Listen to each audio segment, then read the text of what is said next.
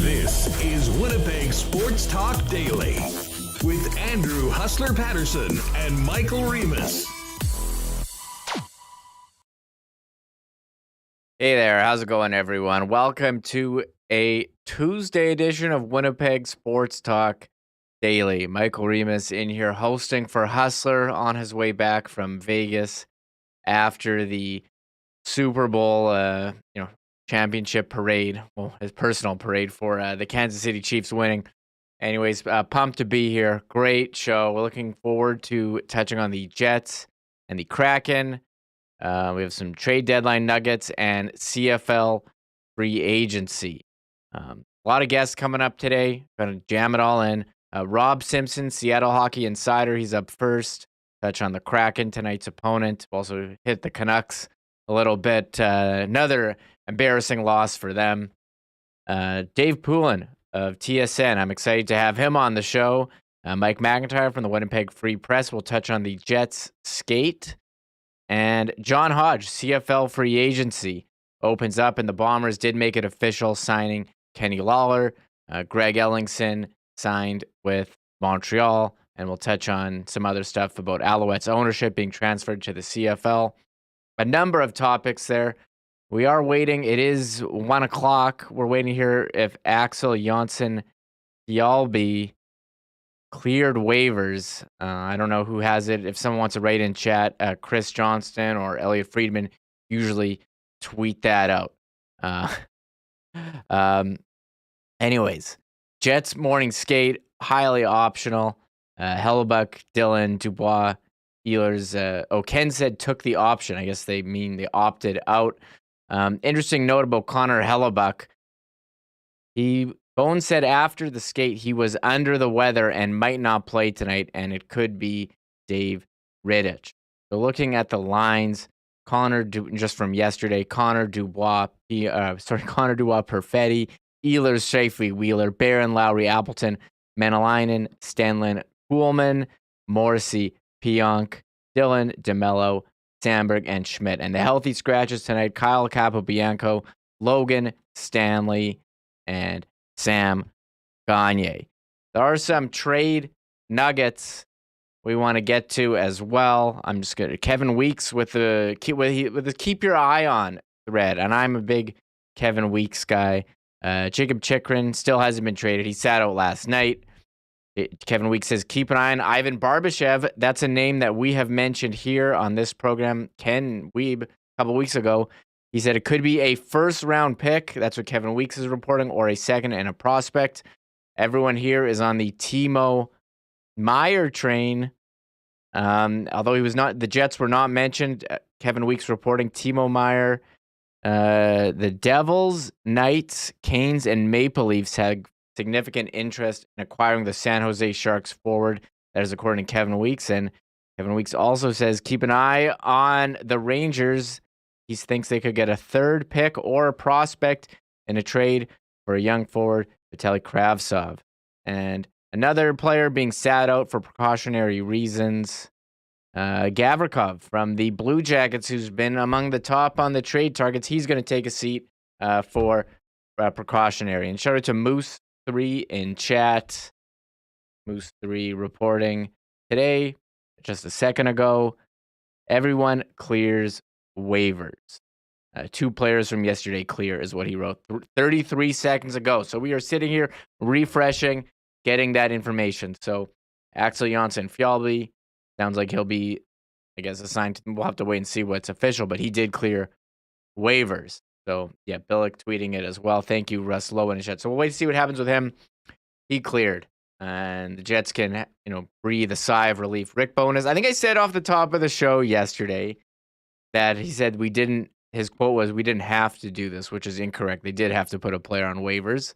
But his quote was, "We didn't want to do this." They're fans of Axel, but they had a lot of forwards with Appleton coming back. And that means Dylan DeMello returns tonight after a 3-game absence. So I put a poll in the chat. Before we touch more on the Seattle Kraken, we're looking forward to talking with Rob Simpson. Andrew Ladd made headlines yesterday on social media, tweeting out a picture of Dustin Byfuglien in full hockey equipment. I think Ladd was having a charity function that included a game, and he tweeted this picture of Big Buff in full hockey equipment. I saved the picture, put it up on Winnipeg Sports Talk social medias. I think that's one of the most liked pictures I've tweeted out. The Facebook, ton of reaction on Facebook. I'm pulling up the picture on our YouTube, ton of likes. You know, it's kind of funny. I saw Stormy writing in chat, this is the player that screwed the Jets by walking out, but people love Dustin Byfuglien. I think the fact is there isn't a lot of Byfuglien content out there. You don't really know what he's up to. You remember all the positive that he brought to the Jets, the positive watching him as a player, how he would do things that nobody else could do. And then you also think, I think in the back of your mind, you think that maybe he could still contribute to the Jets in some way. I joked that he's actually going to be their trade deadline acquisition. I'm pretty sure he's firmly retired and this is just a fun skate, but you can dream. And I started thinking about all the headlines and all the reaction. If he, imagine it in another planet, if he did play and they did sign him and he did make a return for this run. I still, you think maybe he could make an impact. I don't think anyone is as physical as him anymore. So look at him. He looks happy. There's Andrew Ladd, ALAD16. Andrew Ladd, thank you for putting this on social media because it got a absolute ton of reaction on the Winnipeg Sports Talk. And then even Hustler was like, hey, put him, sign him, play him third pair, sheltered minutes, 5 games. He's in game shape. And just reading the comments, T. Well says the fan base would literally explode. And I don't know what else, but amazing social media content. That is why you love social media, where Andrew Ladd can put that out there. Hey, if you are enjoying the show so far, I need everyone hit the thumbs up, hit the subscribe button if you're here live right now on YouTube. And if you're watching after on YouTube, leave a comment below what you think the Jets should do at the trade deadline. And also, if you're on podcast, leave a review, rate and review. That's what they call it on Apple. They have that. It helps us in the podcast ratings. And hey, if you're on YouTube, go subscribe to the podcast, Apple, Spotify, whatever. If you're on podcast, come over on YouTube, say hi, give us a sub. All the engagement with any of our content, hitting liking, any of that stuff, tells all the algorithms, hey, we got good content, and it's more likely to recommend it to more people, and it helps us grow. Well, the Jets are in action tonight against the Seattle Kraken. Seattle, having a great season so far. 3rd in the Pacific Division, 65 points. They're in the middle of a road trip. This is their last game of a road trip. If you're on Narrative Street, last game of a road trip, how are they going to do? They won last game against Philly, but lost 3 in a row before that. And I'm really excited to be joined right now by Rob Simpson of SeattleHockeyInsider.com. He also does VancouverHockeyInsider.com.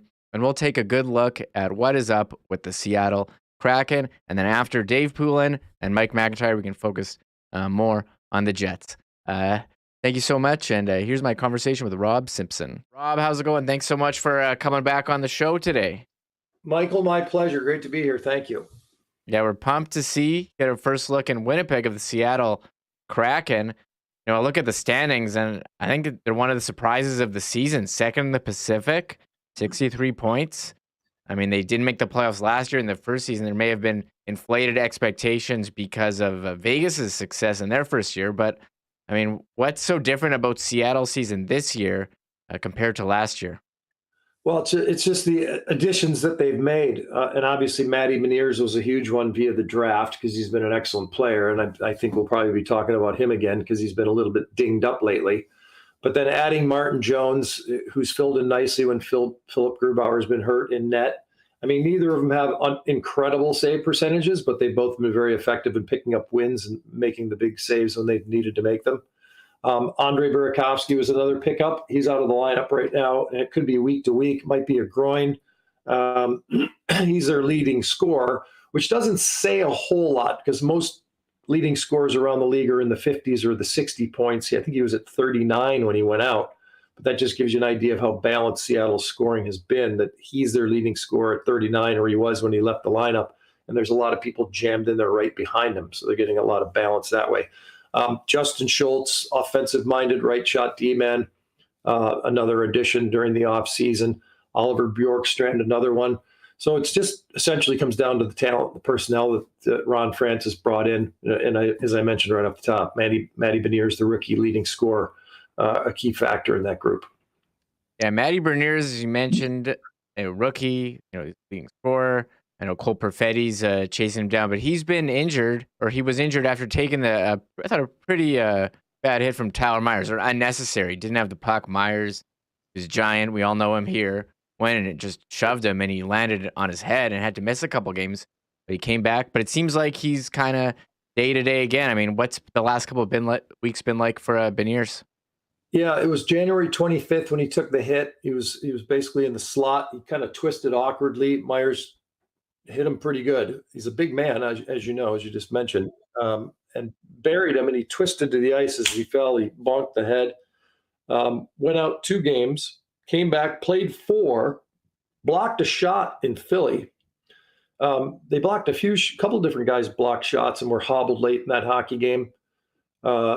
And then they've had the day off, and now they're in Winnipeg, and I believe he's considered a game time decision. So a day-to-day thing on Beniers. I don't think it's the head. I hope for his sake, and everybody would feel the same way, that it's not reverting back to the head. Maybe it's something that took place late in that Philadelphia game, but we haven't really had an opportunity to ask that question here recently. So we'll see what happens when the game gets going here against the Jets, or we get close to get going against the Jets.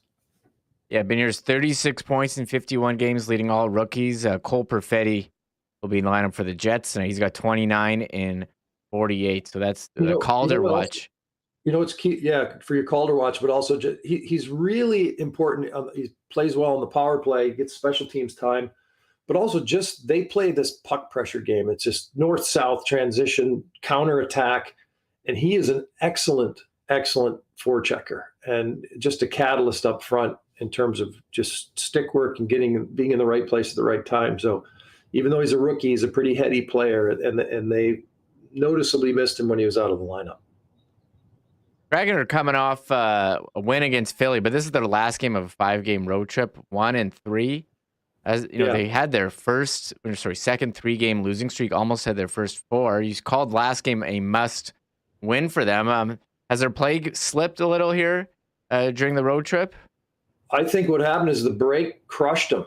They were rolling along. They had the unbelievable January. They had a phenomenal month, set all kinds of records, set an NHL record by being the first team in NHL or NBA history to win every single game on a road trip of 7 or more. I mean, they went out east and swept it. They won 7 consecutive games on the road. They came home from that. They won a couple of games. They crushed the Canucks. They beat Columbus. They go into the break. They all, boom, let's go to Mexico. Let's go to Hawaii. They split up. They all go to these warm weather locales for their bye week leading into the All-Star break. And they came out of that needing to find their legs, and it took them a little bit of time to find their legs. It killed the momentum that they had. So they get shut out. The New York Islanders had played the night before, so they had kind of found it again. Shut out Seattle 4-0. The Kraken did not look like themselves. Got into a pretty good game against New Jersey on the Thursday night, 2 nights later, and actually probably should have won that hockey game. They outchanced them, outplayed them, looked like themselves, but just couldn't solve Mackenzie Blackwood. It ultimately came down to goaltending. And then they lost the very next night, 3rd game in 4 nights. Got pretty much smoked by the Rangers before they won in Philly. So I don't think it's necessarily like symptomatic of bigger problems. I think it was coming out of the break, the timing of playing the Islanders, and just kind of that 3-4 situation. So I think they will be themselves against the Jets tonight. I think it'll be a good battle. I think they will be ready to play, and Winnipeg's going to see their best. I think this is not going to be a team that's, stumbling around coming out of the break anymore. I think this is going to be a very good hockey game. And we saw good hockey games between these two in Seattle with the Jets' 2 previous trips.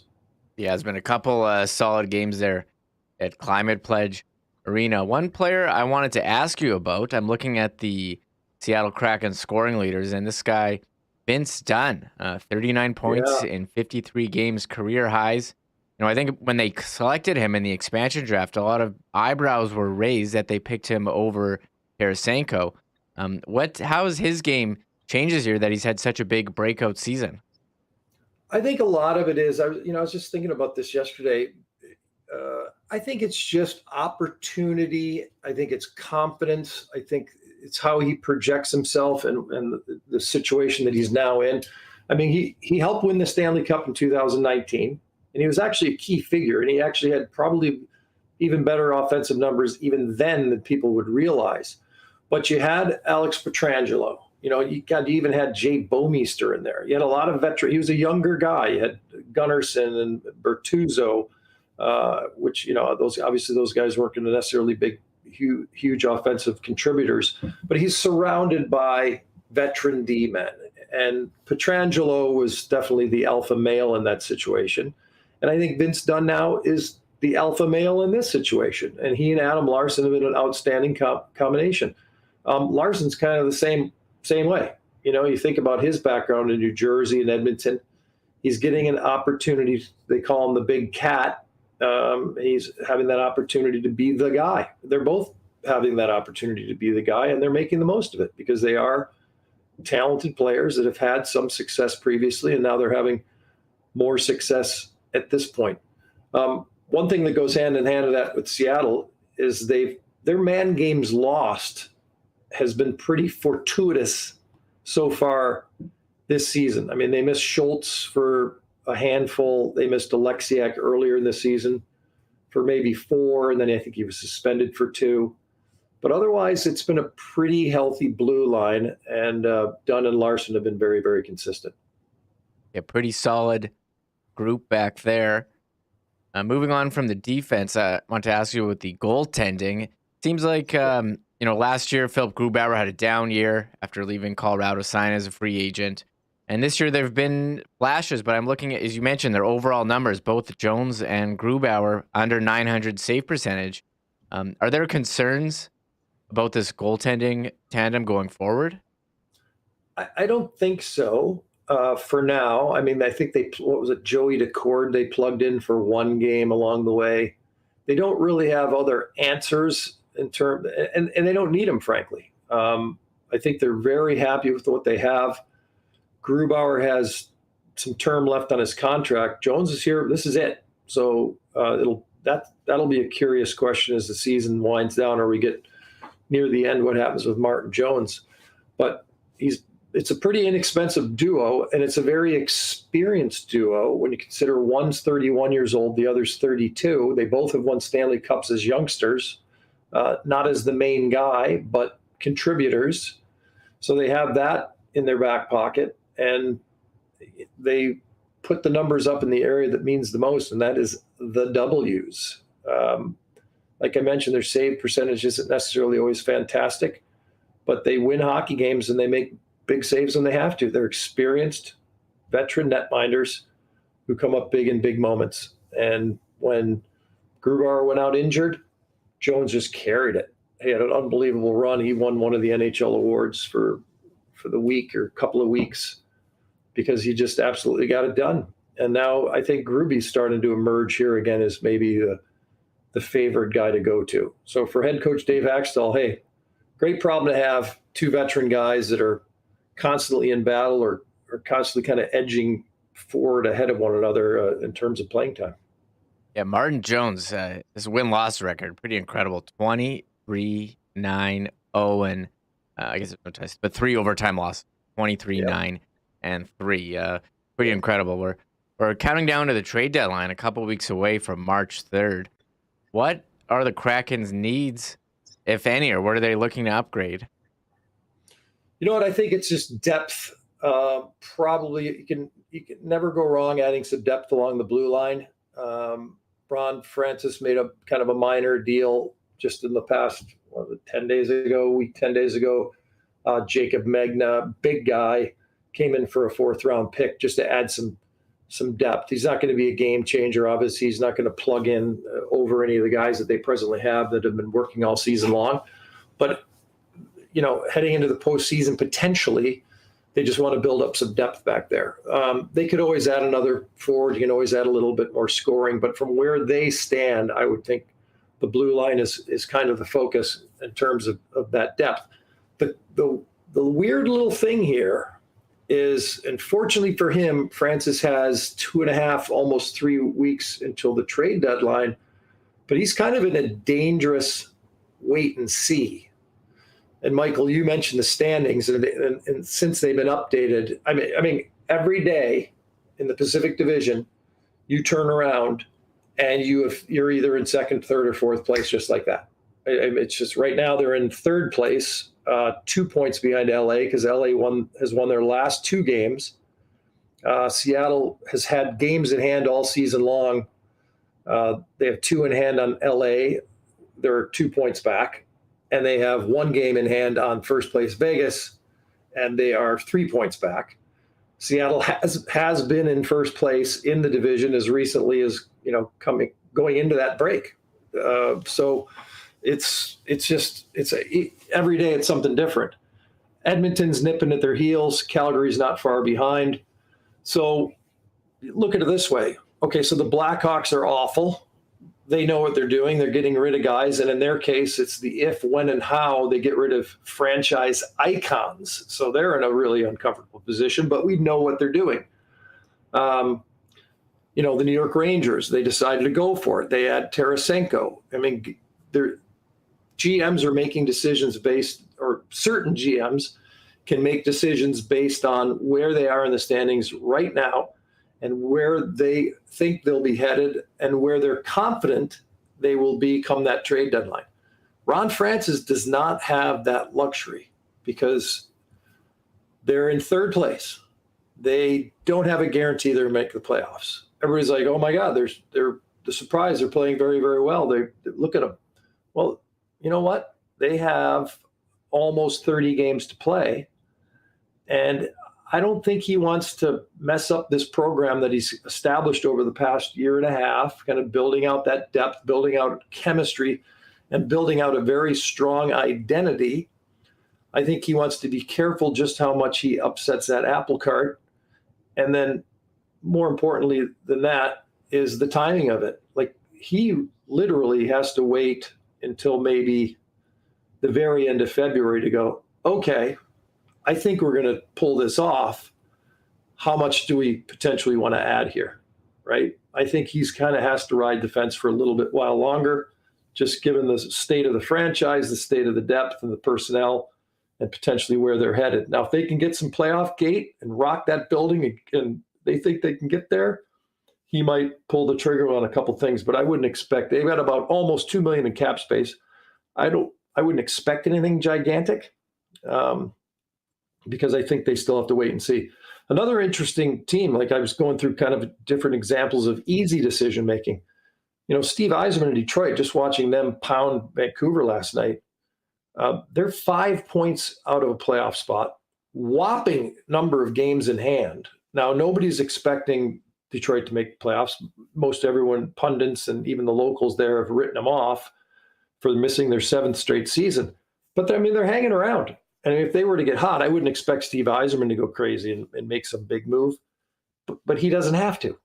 If he somehow sneaks in, it's a bonus as he kind of rebuilds this hockey team. And again, we don't necessarily expect that. But, every guy, every GM is, in this weird position. Or not all of them, but some of them are in this weird position that it's not automatic like it is for the Chicagos and others. Yeah, even here, it's talking about the logjam and moving places. the Pacific Division, we really haven't had that in the Central, where it's been the Jets and Dallas kind of shuffling 1-2, but there's a gap, and then Minnesota, now Colorado has made their way 7-2-1 in their last 10. You did mention Vancouver, and but Chevy can be confident. Like his decision making is already based on we're in. Yes, like he can't take some pessimistic viewpoint as to say, oh geez, what if? He's got to think, all right, I'm planning ahead here. What am I doing? What am I manipulating, if possible, to increase our chances as we get to the postseason? His decision should be, I would assume it's made for him at this point. I mean, come on. So that's something Ron Francis can't do at this point. Yeah, we've been saying here that this is time for the Jets to push the chips all in. They've been going with this group for a while. Guys are expiring contracts in a couple of years. So we're fascinated to see what happens. One other team that's fascinating, probably for the wrong reasons, and you're close to them, in Vancouver with the Canucks. Another terrible loss, 6-1 to the Red Wings. I mean, they make the coaching change, hasn't really changed my mind. What can you say about the Canucks? I mean, how many guys are going to get traded here? And are they just accelerating the tank by making the Horvat deal early? The more and more you look at it, the more and more it's looking tankish. Yeah. And I was kind of joking around last night after they're getting smoked by Detroit, losing both halves of a home and home, that they're 10 points above the worst spot. So, I mean, we've seen this before during garbage time, stretch drive for the teams that aren't stretching, that aren't really in it for anything. If they start putting together losses, the Anaheims of the world, the Chicagos of the world, who knows? Vancouver, it's Connor Bedard. He grew up North Vancouver. It would be an absolute godsend. It would be unbelievable marketing. It would be, just be unbelievable in so many different ways if they could somehow land that pick. Now, it's not likely, but oh my God, it saves them a hell of a lot of work down the road if that were to happen. So otherwise, it's a mess. The organization is a mess internally, externally. Everything about it is a mess. And I'm going to be writing about this in the next couple of days because there's other things going on behind the scenes that are as bad as the stuff you see on the ice. So, it's not a good situation, and they're just losing hockey games. And Rick Tocchet was pretty disgusted after this last one in particular, and has been throwing together practices, and he's trying to teach work ethic and accountability and get guys in shape because he doesn't think they're in good enough shape. He's cut Andrei Kuzmenko's minutes dramatically, a guy that had been very productive offensively this year for Vancouver. So it's a big, fat, ugly work in progress. Fascinating. What's going on with Vancouver? I can't look away. So I'm curious to see what happens. No. Yeah. Well, I mean, Brock Besser, I think at this point wants out. I think his agent Ben Hankinson has been exploring since the fall. I mean, Brock Besser's a guy. I remember talking to Jim Benning when I first started covering this team early last year, training camp into the start of the regular season. He was trying to get rid of him then. So, and then they end up signing him to this 3-year deal, 6.5 a year. It's like, what? So, and now they're going to try to move that money, it appears. That's just one. I mean, Luke Schen's another that could go. Could be a rental. Luke's the kind of guy they would love to have back. He's a character guy. He kind of has spent quite a bit of time riding shotgun with Quinn Hughes as almost protecting him. They mixed up those pairings this year. But, I mean, he's a guy they love to have around. But a team in contention also wouldn't mind him having him in a bottom pair as a rental here for the playoff drive somewhere. So that obviously exists as a possibility. So we'll see. It looks like they've hitched that wagon to JT Miller for the long haul. He'd be the guy. Yeah, we'll see. Along with Paterson and Hughes, of course. Yeah. We'll wait and see what happens. March 3rd, the trade deadline. We're counting down. Well, Rob, Seattle hockey insider, also Vancouver hockey insider. Thank you so much for taking the time to join me on Winnipeg Sports Talk. I appreciate it. Michael, it's a pleasure, and looking for this is going to be a good hockey game. this will be a pretty intense. I think this is going to be a good game. Jets and Kraken on the Tuesday night. There is Rob Simpson. Check him out on Twitter at SimmerPuck, SeattleHockeyInsider.com, and also VancouverHockeyInsider.com. I just saw a quote from Rick Tocchet, speaking of Vancouver, saying they have to go back to grade school to learn how to defend.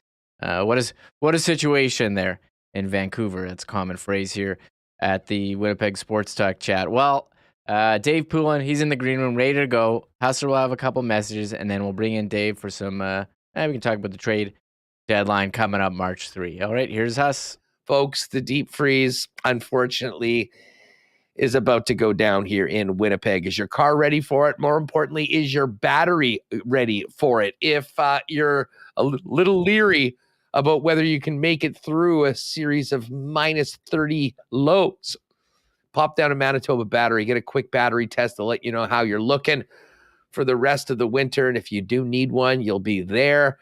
Shopping local, getting the best price in town on an incredible selection of batteries. If you know that you need one, just give them a phone call, though, or hit them up online at manitobabattery.com, and they'll deliver it to you citywide same day if you get your order in by 3 p.m. That's the Manitoba Battery difference. Great service from Donnie and his staff if you're down on Logan Avenue, and they'll save you time and money by delivering it citywide. Manitoba Battery, 1026 Logan Avenue, and online at manitobabattery.com. Don't procrastinate because the cold is here. Our friends at Consolidated Supply are not really thinking about the cold right now. They're more looking ahead to what summer has to offer. And listen, if you're in the golf industry, you certainly know what Consolidated Supply has done as the leaders in irrigation services and artificial turf. And of course, if you've got any need for a customized golf cart, they're the club car dealer in town and service the entire province. But in addition to that, incredible landscape projects are coming together for the summer, including beautiful outdoor kitchens and hot tubs as well. Consolidated Supply has it all. Joe Spicy and the gang are waiting for you. Open to the public. Pop down and see them. 1395 Niagara Road East, or check them out online at their newly revamped website at cte.ca. Don't forget, folks, you still got a couple days left to nominate an unsung hero for our January award with Wallace and Wallace and Josh Morrissey. Send us an email to unsunghero@winnipegsportstalk.com and let us know about that person in your life or in your community spending a lot of time and a lot of effort to help others, whether it's extended hours doing charity work with one of the local charities in town, working within the school system, those extra hours of coaching, officiating, timekeeping, refereeing. So many people that do extra things to make sure that the show goes on. Send us that email, unsunghero@winnipegsportstalk.com. We have an autographed Josh Morrissey jersey for this month's Unsung Hero. Wallace and Wallace will donate $500 in the name of the WST listener that nominated the Unsung Hero to the Dream Factory, and Josh and Margot Morrissey are going to match that as well. And all, of course, in support of the Dream Factory, of which Josh is an ambassador for. And hey, just before we get to noodles, don't forget, if you're still dealing with being a little under the weather, you got to pop by Vita Health Fresh Market. Incredible immunity products, natural and organic supplements, beauty products, groceries, all at great prices, and carrying Winnipeg's largest assortment of local products too. And battling colds and sore throats has never been easier right now with Coldflex Oregano Spray, made locally by Initech Nutrition. Coldflex Oregano Spray helps relieve coughs and sore throats and helps to maintain immune function. Get yours today at any Vita Health location. Vita Health Fresh Market, empowering people to lead healthy lives. 7 Winnipeg locations, including the newest store in Linden Ridge, and online at myvita.ca. Haas doing such a great job. He will be back tomorrow on his way returning from Vegas. Next guest from TSN, Dave Poulin. He's been traveling all over, following all the games. Here, I'll bring him in. Dave Poulin from TSN. Thank you so much for coming on. Appreciate your time, fitting us into your busy road trip schedule. This is great, Michael. We can break down the football game and decide where Andrew went wrong, or what plays he called that didn't work out, or what he did to get Kansas City going at the half. Maybe he was the key. Who knows?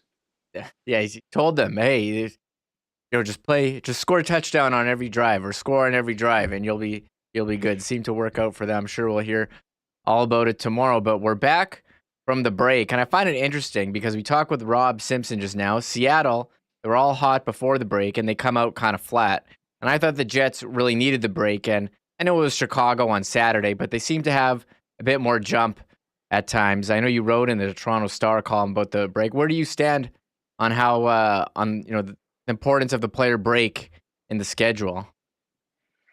I'm a huge fan of it, Michael. I really am. And, I think that the benefits of it will still, be somewhere down the road this season. But I just think the wear and tear, it's 82 games in 186 days. And there's really no rest period. The idea of taking it all around the All-Star game, so before half the teams had the break before, half the teams after, was that everybody comes out of it fresh. Now, there are some imbalances, and I did the Montreal game on Saturday afternoon. Edmonton had already played 3 games, and Montreal hadn't played.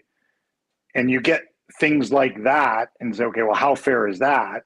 But it'll all balance out. And I think the ultimate is in any walk of life, rested people perform better. And the demands we have on the athletes is so extensive and physical and mental. And I just think that opportunity to get away from it totally. And I would like to see another one. I put a little piece in the article. I'd like to see another one in early December. And I know the importance of playing around Christmas because of the fans and the breaks and how important the gates are. But I could see just a short one in early December. So play a couple months of the season and a short one, maybe 4 days for each team, split in 2 so you don't stop playing as a league, but everybody gets 4 days on one side or 4 days on the other side of a specific date and then play it out. And I know some teams, Buffalo is one that's come out ice cold out of this break, and they were red hot going in. Tampa was another one. They're okay, but they were 8-2 going into the break.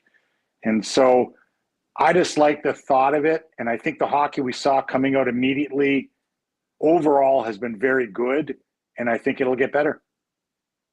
For the Jets, they played more than every second day for 2 months, and the break was very welcome for them. We are counting down to the trade deadline. I think this is you called it crunch time here. These 3 weeks leading up, but I want to ask, when you were a player, Dave, was there as much hype around the trade deadline? It seemed like that's all we're talking about. Who's getting traded? Guys are sitting out. What was it like when you were a player? Is this compared to how it is today? Nowhere near as significant, without question. Now, social media does a lot of that as well. And by the way, so does TSN with their trade center and the show that we put together that day. We're just talking about, that's an 8 a.m. start for us. And, we're on air till 5 p.m. or 6 p.m. And you would think that day would drag. It flies by, Michael. It's unbelievable how the day flies by. And, I have a little book that I do it 3 times a year, but I do it right before the trade deadline, that combines about maybe 10 websites into 2 pages. So if I open up the pages to the Winnipeg Jets, I have everything laid out in 2 pages. Prospects, draft, recent draft, contract status for every player. And then as the new ones go in that day, they go in with a green highlighter so that I can see who makes, the most significant moves that day. And it's a process. I've started doing the book for this year, obviously. I really enjoy doing it. It tunes you up. But back in the day, man, it was quiet. And we were really good as a team. And you always wondered about making significant trades. And in my years in Philly, to the best of my knowledge, I'd really have to maybe think this through, but I don't think we ever made a really significant ad at the trade deadline.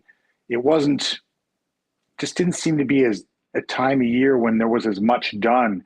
Now, I was traded to Boston about a month before the trade deadline in 1990, and then teammate Brian Propp followed suit. He came over right at the deadline. So we were a team that made a couple of significant moves right around that time. But now with all of the hype and all of the preamble and sitting guys out, and the chicken one is interesting, Michael, because I'm not sure there's not a deal done, but the money doesn't work yet. And as you know, days that you're under the cap, you accrue money towards the deadline date. And I'm not certain that there's not a deal done. I don't know this, but it would make sense if a deal was done, but the money didn't quite fit yet. And so you had to accrue more days before you get to, February or March 3rd, rather. So we'll see what happens there. And now Gavrikov, another one in Columbus, sitting out, and that may become the common trend. That's really interesting because they announced that he was sitting out Sunday, and you thought, okay, well, the deal, I was like all fired up. I'm going to have a trade to talk about on Monday. And here we are on Tuesday, and he sat out 2 games. And, we haven't had a deal, but I think the rumor was LA was going to be that he was going to go to, and I haven't looked at their cap situation, but that would make sense. I haven't heard that theory. One players were waiting to hear if they're going to get traded or not. Patrick Kane and Jonathan Toews. To us, sitting here, it'd be like a no-brainer. Wouldn't you want to go to a contender? But I think it's a bit more complicated than that. I mean, how much of a do we underrate how much of a big decision this is for them? Rather than be like, oh, you're on a crap team, go try to win, go somewhere that actually is competitive. It's a very big decision. I mean, both those guys have the pedigree. They have their legacy in Chicago. Of course, Winnipeg fans would love to see a Winnipeg native come home in Jonathan Toews after all his years away in Shattuck, St. Mary's, and then North Dakota, and of course the Chicago Blackhawks and the great run he's had. But it is a big decision. It's a big decision for the family too. And if you have a young family, and I've been in this situation with a young family, part of me going to Boston, before I physically went there, I wanted to ensure that I was going to stay. I didn't want to move twice. I didn't want to move for 2 months and then have to uproot my family again and go someplace else. So I extended my contract actually before I arrived in Boston for 3 years. And that guaranteed that I would be there. With Patrick Kane, I thought his comments about Tarasenko were interesting because he was a little bent out of shape, it appeared, that New York had gone ahead and done that. I like the New York move. Two New York teams. Obviously, the one I'm working tonight, the Islanders, added Horvat early. And the Tarasenko move by Chris Drury was interesting. And that big defender, Mikkola, that they got, he's a good player. Like, he's going to be a really good playoff. That was a sneaky pickup for Chris Drury. 6'4", and he's hard to play against, 26 years old, good numbers on his deal. So that was a sneaky pickup. But Tarasenko is the goal scorer, right? And isn't it interesting that he's ignited Panarin as a goal scorer since he's arrived? Panarin had 4 in the last game, but 2 teams in the Metro Division both making significant moves, both in the New York area. You would immediately turn to Jersey and say, you're up next. What are you going to do?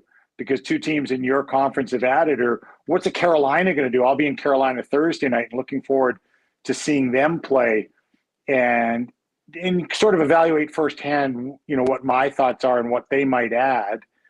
So we'll see what happens there. But with Kane and Toews, it's a big decision. You think about a guy or guys in Pittsburgh that won in 2009 and then recreated that again in 16 and 17. And you don't get a lot of times where there's a gap like that. And you don't know that Jonathan Toews, I think Kane has a little more runway in his game, if that's a fair statement. And, if he wants to still play another 3 or 4 years, you don't know about Jonathan Toews. He hasn't been very public about it. He's arguably a more private person than Patrick Kane is in terms of what he might do. But either one, Michael, you talk about me, it wouldn't be an open door. It would be a garage door welcoming either of those 2 guys into my organization in terms of their professionalism, what they could bring both on and off the ice, and what it would mean to your locker room to know that your management group went out and acquired a player like that. And I think that's a significant part of it as well, the belief in the team. And you'd have to argue, in the West this year, it might be pretty open right now. I mean, there's not a clear-cut favorite in terms of, it might be a year when you can add somebody significant and make a serious run. But back to Drury, one more point about Drury and Tarasenko. Chris Drury is a young GM, and he was aggressive at the trade deadline last year, and he added, of course, he added Andrew Kopp, but he added Tyler Mott, and he added Frankie Vetrano, but they were all really late, really close to the deadline, if not on the deadline day. And I wonder with his early move this year with Tarasenko, they knew that Patrick Kane was interested, but I wonder if he was interested in someone last year, Michael, that went early, that he didn't act on. And he said, this year, that's not going to happen. If I like somebody and we can put a deal together, and they did with Tarasenko. Tarasenko had the hammer a little bit too, because he had no move clause. So he could dictate a little bit of where he went and hence what the return would be. But I like the move early by Chris Drury getting out ahead of it, and also gives the lines, an extra month plus to gel ahead of the trade deadline. Yeah, I always like doing it early if you need to add, because it gives you an extra month of the player, as you said, and gives you time to gel.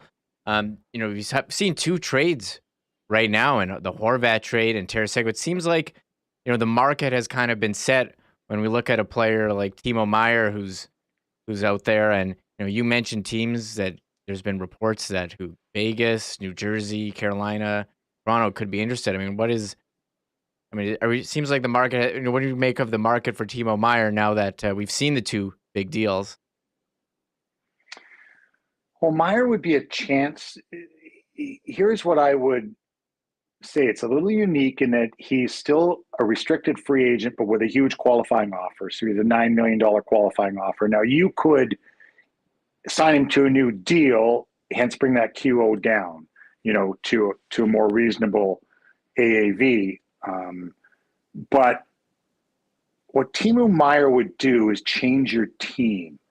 So you're in Jersey and you got a really skilled group, but you don't have that big, strong power forward.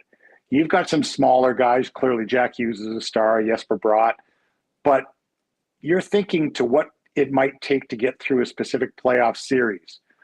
And you'd like to make a trade, de facto trade, to change your team, to become bigger, to become more physical. And you have a chance to do that with Timo Meier. So, it's not just acquiring a short-term rental. Because he's a year left, you could look to extend him, but you could essentially change your team. You'd be like an old-fashioned hockey trade where you said, I'm going to move out maybe a couple of guys who are skilled but smaller, and I'm going to be able to playoff series against the Boston Bruins. And I think I'm going to have to be bigger and more physical, and that's what Timo Meier would do. So I think Meier presents some different applications in how he could be acquired and incorporated longer term with your hockey club. Yeah, it'd be interesting if you did acquire him and maybe you were turned off or couldn't fit in the qualifying offer, and then you flipped him again for something that you traded him for. So, that's something to watch too. You mentioned your book that you've been keeping track of everyone. What do you have down for the Winnipeg Jets as they approach the trade deadline? I go alphabetically. I'm not to W yet, Michael. I still have 2.5 weeks. So I haven't got there yet. I literally just started. So I think I'm 4 teams deep right now. I'm very methodical how I go through it. So Winnipeg they'll be getting a lot of love on about the 1st of March if I continue to do my homework. If you're Kevin Cheveldayoff, though, you'd have to be interested in a player like Meier or a player like Ivan Barbashev. Where do you think he's going to land as we approach March 3rd here? They've made some decisions, obviously, as players have gotten healthy, as Mason Appleton's got healthy. They've made some decisions and who they've put on waivers and how they've structured it out. It's a great question. I'm not sure where I'd add. I'm really not. And it may be, I'm always intrigued at putting a physical defender into a playoff mix, because I think the rules do change a little bit. And if you think about Montreal's run to the finals a couple of years ago, man, they kept that space in front of Carey Price so clean with Shea Weber and Ben Sherratt and Jeff Petrie and Joel Edmondson. Think of the mix and combination physically of that group. If I had the chance, Michael, to plug another big physical defender to give me depth, even if it, initially you might say we've got enough defenders, that would intrigue me if I were Winnipeg. Like, clear the space out a little bit more in front of Connor Hellebuck. And in some situations that's going to be able to happen. I'd be intrigued with that. Well, Dave, the countdown is on to the deadline, March 3rd. Thank you so much for taking the time, and catch up again with you in a couple weeks here. We'll chat again before that, Michael. Take care. Have a great day. Yeah, definitely. Thank you. There he is, Dave Poulin from TSN. Follow him on Twitter, DJ Poulin 20. Great. Thankful to have him join us and share his insights on around the NHL and the Winnipeg Jets. We'll touch more on the Jets coming up next. Mike McIntyre of the Winnipeg Free Press. The Jets, of course, hosting the Seattle Kraken.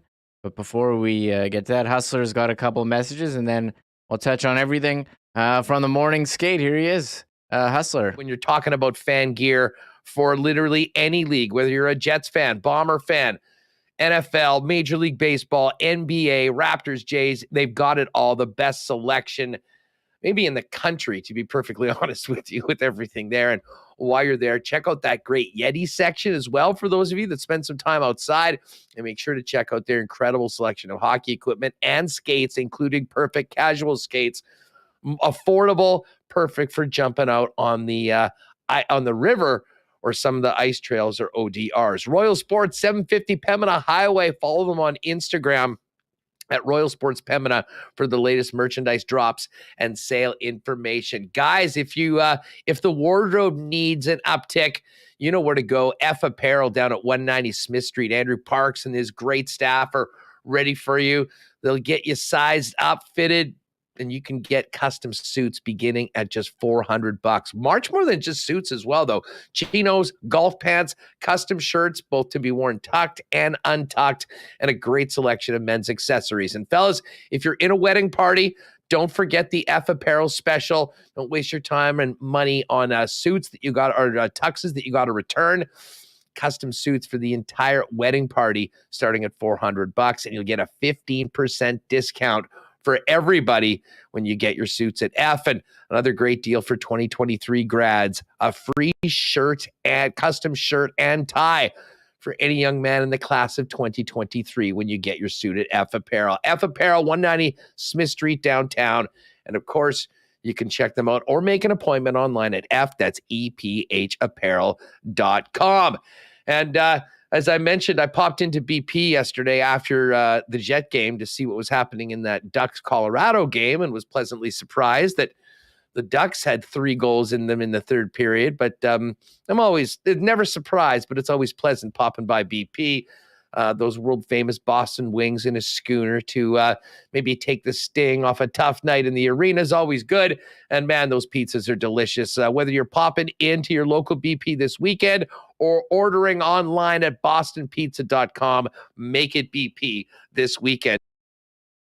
All right, Hustler, great job with the reads. He'll be back tomorrow. And I do see some people in chat mentioning CFL Free Agency, Gino Lewis going to the Elks, Greg Ellingson to the Alouettes. We'll be touching more on that with John Hodge of 3 Down Nation. But first, we're going to talk about the Jets and their game tonight against Seattle, the trade deadline, and maybe a picture that was floating around on social media yesterday with Mike McIntyre of the Free Press. Mike, thank you so much for coming on. Great talking to you. Good to be here. I don't know if you can see. I've got Piper at my side here. She almost needs her own graphic. Right. And Piper McIntyre. Yeah, exactly. Yeah, good stuff. Yeah, good to be here. This has been so big on semantics here. Is this the end of a 2-game homestand or a 5-game homestand? Is it 5? I'm trying to think, how many did they play before the All-Star break? They played against what? Who was it? Philly, Buffalo, St. Louis. Was that what it Yeah, was? so I guess technically this is a 5-game homestand that was basically spread over like 3.5 weeks with an 11-day break in between. Or was that a 3-game homestand, the All-Star and player break, and now a 2-game homestand? I don't know. I got to figure it out because I should make sure when I'm referring to it in my story, my game story tonight for the Free Press, that I'm accurately reflecting what this was. But maybe it's just semantics. Either way, one more home game before the Jets hit the road for what should be an interesting trip. And I'm on that road trip. Quick stop in Columbus and then off to my favorite city in the world. I love New York City, and this is a fun trip in that get to hunker down for 6 days in the Big Apple, kind of stay at one hotel and near the subway line so you can get to New Jersey and Madison Square Garden, and then Brooklyn, where the Jets will play the Islanders. But yeah, they got a tough Seattle team here who's coming off a big win. And who would have thought when the season began, Remis, that a Jets-Seattle Valentine's Day battle would actually be among two of the Western Conference heavyweights? But that's what this is tonight. Yeah, and with the way the playoffs are, I guess if Seattle were a wild card, because the Pacific Division is shifting every day, you could see Right. this as a playoff matchup. But I agree. I mean, Seattle, I was pretty down on them after last season. They made a number of additions. They've all worked out, and they're kind of they don't they're scoring by committee. They don't have that superstar Right. forward. Although maybe Shane Wright and Matty Beniers can develop into that going forward. But as far as the Jets, I think it seemed like the player break. We talked with Rob. He said the player break came at the wrong time for them, and they were kind of flat out of it. It seems like the player break for the Jets was badly needed, and they did look refreshed coming back, especially with the weather here too. But look refreshed in Saturday's win against Chicago. Yeah, and I think, a player like Blake Wheeler, for example, who I thought had a really strong game the other day, obviously the 2 goals and a really nice assist on the Mark Scheifele goal. When you're 36 years old, you'll take any break you can. And let's face it, the Jets had played a pretty hellacious December and January schedule. I think when they broke at the All-Star break there, Winnipeg was among the league leaders in games played, and kind of funny now to see that they're kind of on the lower end again, and they'll have some catching up to do and kind of a really busy schedule. They played tonight after a 2-day break, one of the last 2-day breaks that they have in their schedule. They do have another one, though, Remis, coming up later this week, because they'll play Columbus Thursday, and then they don't play till Sunday. But after that, they're averaging a game every other day, right to the end of the regular season. And there's a bunch of back-to-backs in there. So I think the break did come at a good time. We had seen the Jets play, the overall quality of play, I think, slip a bit. And certainly what we saw the other night coming out of the break, it wasn't a masterpiece by any stretch. There were some spurts, and let's face it, they were facing a terrible Chicago team who were playing on a back-to-back themselves. So I don't know how much we can read into how they played, but some rust was probably expected. Tonight should be a better test. Jets have now got a game under their belts and some practice. Seattle's playing well off their last win, and the Jets should be amped up for tonight. I guess the one thing that will maybe potentially take away from this game tonight is the Jets may not have their A lineup, because Connor Hellebuck may actually not be in net, depending on how he feels in a few hours from now. But he skipped the morning skate, and Rick Bowness said he's a bit under the weather, and there's a good chance David Riddick plays, which would be interesting, Remis, because David Riddick's actually faced Seattle twice already this year. This would complete the sweep. A reason for that is that both other times the Jets have played the Kraken was in their building on the second night of a back-to-back. I swear, I haven't done the math on this. Just anecdotally, does any team get more teams in their building playing on the second night of a back-to-back than the Seattle Kraken? Jets have done it twice this year, and it seems like every time I flip on a Seattle game, at home. They're hosting a team that played the night before. Maybe that's one of the perks of being a sophomore squad. You get some added softness to your schedule. But in any case, David Riddick is very familiar with Seattle, and I guess Seattle's familiar with him, and we may see him in net tonight. But yeah, I'm curious to see what the Jets look like now with a game under their belt against a tougher opponent. Like I said, there was some good portions of that game against Chicago, some not so good.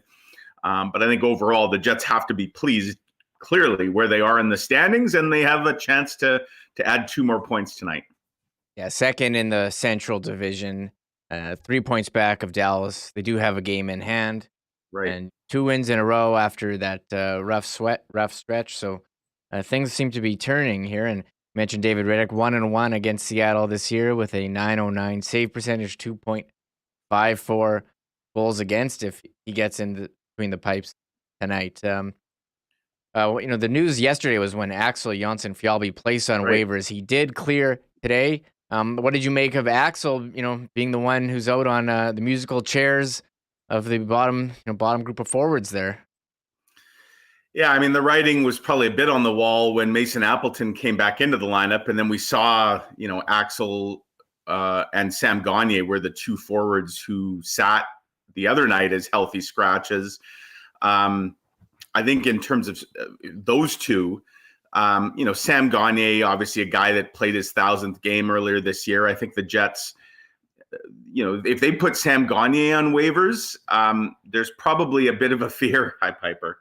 There's probably a bit of a fear that maybe a team looking for some veteran help, might make a claim on him. And so, they took a gamble, obviously, and the gamble paid off because Axel Jonsson-Fjällby cleared waivers today, which is good news for the Jets organization.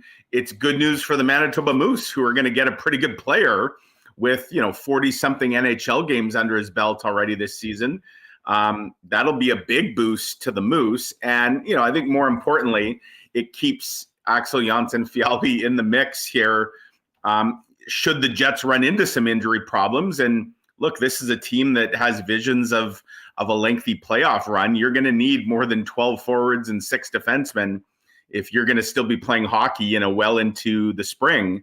And so I don't think we've seen the last of Axel Jonsson-Fjällby. And so, good that he cleared. I thought Washington would very likely reclaim him, especially because they had the option of doing so and sending him directly to their farm team. And he's a guy they drafted and developed. They wanted to send him to Hershey out of training camp, and that's when the Jets made the claim. So the Capitals took a pass today, which was a little bit surprising, but again, really good news for the Jets. And, the fact is, Remis, that if the Jets stay healthy here, and we expect David Gustafsson to potentially be in the mix in the next maybe week or so as he works his way back from injury, they're going to have a second tough decision to make. And, whether that's Sam Gagner, whether that's a guy like Kyle Capobianco, who, they've obviously held on to all season, whoever it is, they're going to have to expose someone else on waivers potentially here again, unless they run into some injury trouble. And, that's just the fact of the matter. When you have a team that's had at 1.7 players on the injured list, and then a bunch of guys step up and take on additional roles, guys like Carson Kuhlman, Saku Manalainen, and Kevin Stenlund, who we don't talk about a whole lot, but there's a guy who's certainly made a real surprise in coming up from the Moose and kind of cementing himself in that 4th line center role. Whether that continues once David Gustafsson's back remains to be seen, but it's the price to be paid, I guess, for getting back to full health. Yeah, you mentioned Carson Kuhlman. Rick Bowness saying yesterday after practice that he had the right shot, and we know how left shot heavy this Jets lineup is, especially last year. That they need that in the lineup. I will say to podcast listeners, you may want to tune into this YouTube portion of the show where I'm getting mauled by Piper again. Yeah, in a loving way. Yeah. It's Valentine's Day. Love is in the air, Remis, on Valentine's Day. Piper wants to show her affection. Yeah, she's sniffing around one shoulder, the other shoulder. Very nice display of affection going Yes. on there as she sits very nicely. People in the chat joking that you want me to shut up so you can go for a walk. One lineup change for tonight. Dylan DeMello, he's coming in. Are going from the pairings yesterday? We're going to see Morrissey, Pionk, Dylan with Dylan DeMello, and then Samberg and Schmidt. Is it possible that we kind of underrate what Dylan DeMello means and what he brings this line? Very understated player, but having, for him, a pretty good year in terms of points. That second line pairing right now, Remis, it reminds me a bit of the Who's on First comedy routine, right? Yes. Like, who's the Jets' second line D pair? It's Dylan DeMello. Okay, and who else? Well, it's Dylan DeMello. Yeah, but who's DeMello playing with? He's playing with Dylan. So, I don't know how long that lasts, because obviously Dylan DeMello he's been the regular partner of Josh Morrissey this season. And I think we would all agree that tandem has worked pretty well. Josh Morrissey's having a career year. And you know what? Very quietly, Dylan DeMello is on pace for a career year as well offensively. That's not what Dylan DeMello's in the lineup for, though, but he's kind of the perfect partner, the perfect complement to Josh Morrissey. Had a chuckle yesterday when Dylan DeMello joked that he's been to 2 All-Star games now, at least in terms of helping his partners get there, because Josh Morrissey this year, and before the Jets obtained Dylan DeMello in that trade when he was a member of the Ottawa Senators, he was paired with Thomas Chabot, who made the All-Star team. So DeMello is the perfect complement. He's not going to go right back to that pairing with Josh Morrissey. I know there's some analytics out there that suggest the Morrissey-Pionk combo has not been nearly as effective, and that's not Josh Morrissey's fault. Neil Pionk, I think we can see it, with the naked eye, but also the underlying numbers tell us that Neil Pionk has really struggled at times this season. I think part of, maybe having him with Morrissey is trying to see if they can stabilize him a little bit. But I wouldn't be surprised if we see the flip at some point and DeMello goes back and Pionk and Brendan Dillon are back together. Interesting that it's Logan Stanley that comes out of the lineup for Dylan DeMello. I think Dylan Samberg, another Dylan, Jets have a lot of those. 50% of their blue line is Dylan in some capacity. But Dylan Samberg, I think, has really played well as of late. And, it tells you something that he stays in and Logan Stanley comes out, because I think we see Rick Bowness, he likes a lot of what Logan Stanley can do. And I think he really, he talked today, Remis, which I thought was interesting, about a player he used to coach that we're going to see tonight in Jamie Alexiak, a big man that Rick Bowness, when he was in charge of the defensemen with the Stars, that was a protege there.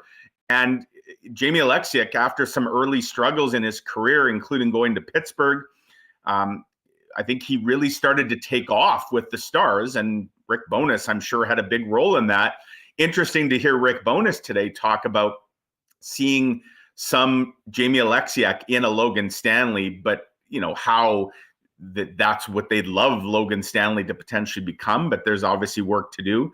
And I think what we're probably going to see here for the foreseeable future is, again, a rotation, where Samberg and Stanley maybe alternate or get a couple games each, and then we see some changes. Again, it all is dependent on health.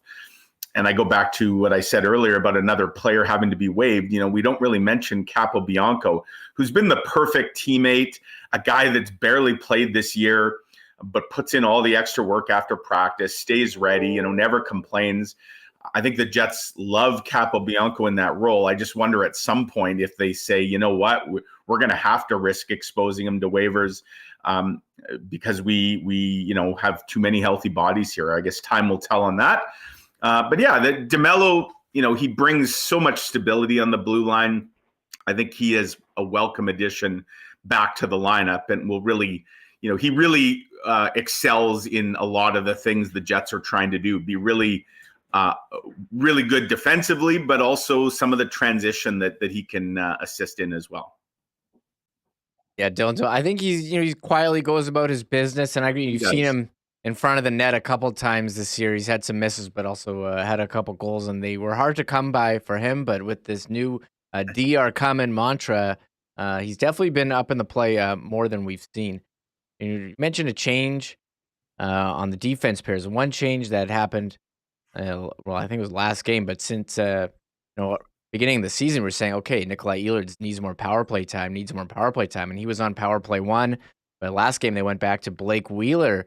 There, you think this is a permanent change? And I thought they looked pretty good. I know it was Chicago, but they looked pretty good moving the puck around on that 5-on-3, and then eventually Wheeler did tip in what was the game winners. Are we going back to Wheeler on the right side on power play 1 here? Yeah, and so last game exposed one of the problems with being on PP2 is that you don't see the ice a whole lot. And in fact, I don't think they saw the ice at all.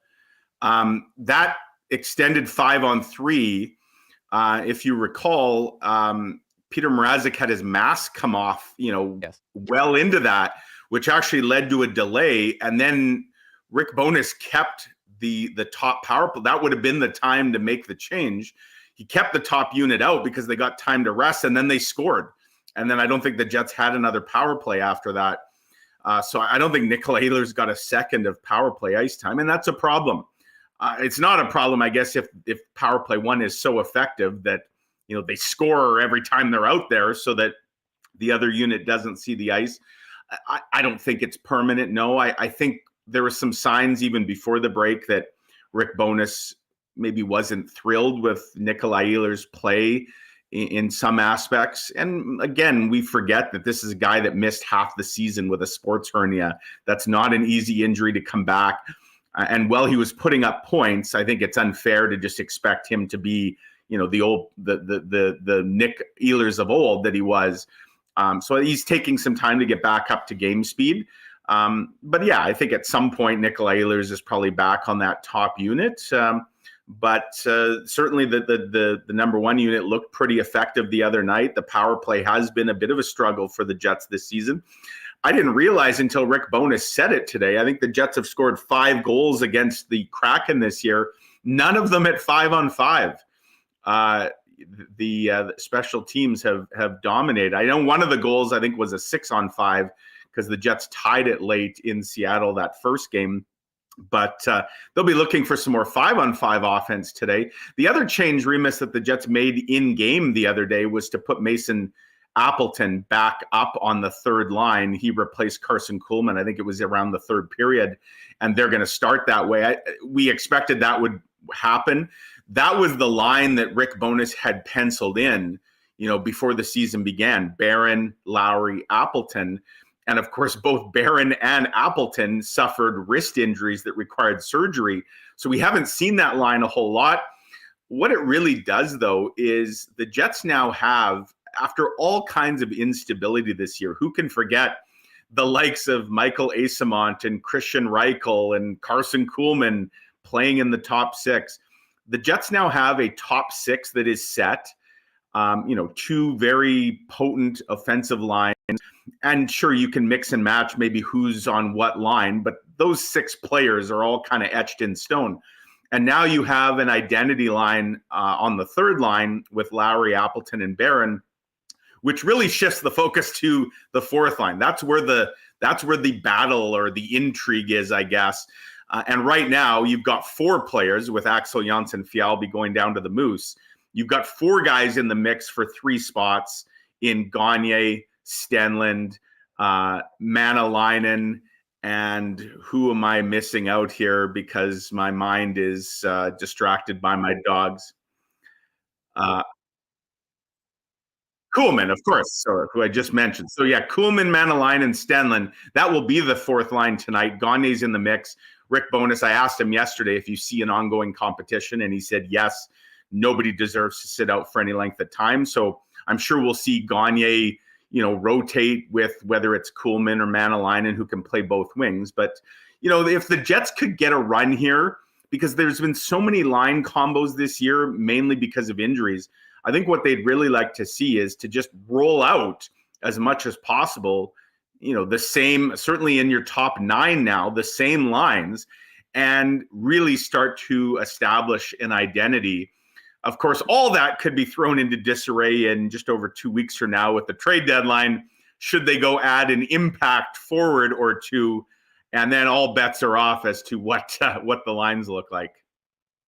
It was kind of funny. That was the beginning of the St. Louis game where we had this, I don't know, balanced line approach, and it lasted, 2/3 of the game, but then they put everyone back together, and they had a worker bee on every line, a worker bee with the skilled players. Yeah. But they seem to go back, and it's kind of funny. You talk about the fourth line, and you do wonder if those guys are going to be regulars in the lineup if there is a trade at the deadline. Kevin Weeks was saying today, Ivan Barbashev, keep an eye on him, drawing interest. And I know Ken Weeb mentioned Barbashev months ago here. I mean, would you see the Jets give away a first-round pick or a second and a prospect for a player like that who could be on your middle six? I mean, where are we anticipating the Jets add here as we get closer to March 3rd? Yeah, I think a winger is certainly the priority here. I mean, we know there's strength up the middle. Now, of course, a guy like Timo Meier, there's talk of and he's the big fish, but there's a lot of competition for him. Interesting that a name like James Van Riemsdyk has come up quite a bit lately, and that's a lot of that has been from Frank Saravelli, who, to me, there's a lot of potential fire to that smoke. Frank Saravelli, he's very connected all over the league, but he's especially connected in the Philadelphia market. I believe he lives in Philadelphia, and he's covered that team extensively. And James Van Riemsdyk is a really interesting name. There's a guy who goes to the dirty areas, right? He plays the kind of hockey that Rick Bowness wants his team to play, and the style. And, he's a guy that would be a really interesting fit, very manageable cap hit. And he's a pending UFA. Again, names like Max Domi is out there, a guy we just saw this past weekend that we know the Jets have long had an interest going all the way back to his draft year. Barbashev for sure is an interesting name. And I think, we've already seen the Blues now trade Tarasenko. Let me throw another name out there, Ryan O'Reilly. Now, he's a center, but my goodness, I mean, Ryan O'Reilly would give the Jets, I would say, the best 1 to 4 centers in the NHL if you had a Dubois, Scheifele, O'Reilly, Lowry. And again, going back to that 2018 deadline, we know there's flexibility. When they brought in Paul Stastny, somebody could move to the wing. We've seen this year, for example, at times Mark Scheifele play the wing. We know Pierre-Luc Dubois can play the wing if needed, and Adam Lowry could play the wing. So I wouldn't say that, they would not target a center just because they have centers. I think they should be targeting the best players that they possibly can. And as I've said many times before, to me, the Jets should be willing to pay whatever price they need to. Don't worry so much about the future. Live in the moment. Nothing has changed for me in that the West is wide open. It really is. I believe that more than ever. And I believe that the Winnipeg Jets have as good of a shot as any team in the West of winning 3 rounds and getting to the Stanley Cup Finals. And yes, you can look at the East where the Jets do not have a good record and the likes of the Boston Bruins and say, how is anybody beating that team? You know what? You worry about that down the road. If that's your biggest worry, how are you going to win in a Stanley Cup final? Well, the fact you got there, you can figure that out at that point, right? And momentum is a funny thing. To me, the Jets have a legitimate shot at winning 3 rounds this spring, and they should be trying to do everything possible to improve their roster in the here and now and not worry so much about what it does to the future. The future is now, with so many question marks about Dubois and Scheifele and Hellebuck and even to a degree Blake Wheeler. This is the time to go for it. And so, from a guy like Meier, and we could rattle off all the names. We've talked about Taze in the past, O'Reilly, Barbashev, Van Riemsdyk, whatever. Jacob Chikrin even, right? I don't think the Jets are, I know there's been some talk about them. I don't know if a big defenseman is on the wish list right now. Maybe it is. But again, I wouldn't discount any of those names. If there's a move you can make to make the Jets a more dangerous team, I think you explore every possible way to make it happen. Yeah, you mentioned you were talking about the Jets. $9 million in cap space at the deadline, according to Cap Friendly. They're saving up all this money for a rainy day. I think the deadline, that rainy day. I'm curious how close. I don't know if we're gonna have like an over/under competition.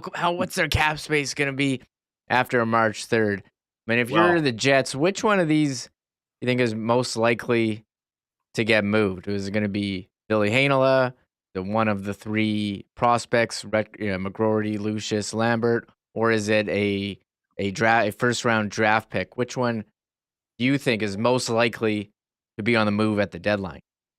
I think Billy, probably because he's the most NHL ready of those four players that and even if throw the pick in, Billy Heinola is the guy and his numbers would suggest he's too good for the AHL right now.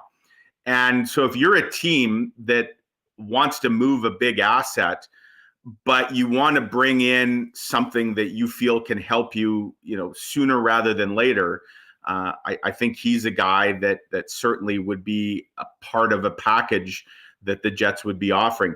That said, I don't think any of those guys that you mentioned, Lucius, Lambert, and even McGroarty, McGroarty would be the guy that I would not want to move on unless absolutely necessary. Not that I'm saying I want them to move Lucius or Lambert. Of course not. Those are really exciting young prospects, but they carry value. And they're a few years away from potentially impacting this team. And as I say, I think you have to live in the moment. I just think McGroarty has some intangibles. He's the kind of player that, maybe a future captain around here, depending on how the future, rolls out. But, he'd be the guy to me last on the list. And he also might be the guy that right now, in terms of where he is and what he's done, maybe doesn't have the same value. A guy like Chaz Lucius, I know he's got the injury history and he's now been shut down for the year. We're fresh off the World Juniors where he had a certainly coming out moments really. And so I just think, to me, you are looking at all those guys as potential chips that could help you in the here and now. And you talk about cap space, Remis, it's time to weaponize it. Like, the Jets have been banking that space. That puts them in a unique position. There are a lot of teams that will be envious of the cap space the Jets have. And this is the time to try and weaponize that. So it makes for a very interesting next couple weeks leading up to the trade deadline here, and what could, and I would say should, be a busy time of year for the Jets. Oh yeah, I'm really excited for this deadline. What we're going to see. There was one, could this be a deadline acquisition for the Jets? We talked about needing a physical defenseman. Well, Andrew Ladd putting out this picture yesterday on Instagram of Dustin Byfuglien in hockey equipment really set social. I've never seen everyone so fired up on the Winnipeg Sports Talk social media. Posted it on our Instagram. I guess just likes. People, you can see people forwarding it, like our most engaged with picture, Dustin Byfuglien. Yes. I think it just speaks to, Mike, I mean, how much, even though he walked out on the team and amazingly, left so much money on the table, but people still love this guy. And it is fun to make, jokes about possibly signing him and putting him in a third pair D. I don't know what you thought of the picture yesterday, but the love that this fan base still has for him, even if he did leave them in a really tough spot. Well, and we got an indication of that. I remember, I think it was last season, Blake Wheeler's 1,000th, right? And yes, one of the video recorded messages was from Dustin Byfuglien, and I was in the rink that night. I don't think anybody, including Wheeler himself, got a louder ovation. And Dustin Byfuglien wasn't even in the building. It was just the video message. I still see, I walk the concourse before games lots of times, and so many Byfuglien jerseys. He left a mark on this market, I think, like nobody else has, certainly in the 2.0 era. And so not a surprise that picture kind of set social media ablaze. And I'll say this, he looks to be in pretty good shape. A guy that, wasn't necessarily known even in his heyday of being, this pristine Adonis on skates, like, Dustin Byfuglien, he marched to his own beat, right? He looks like he could step.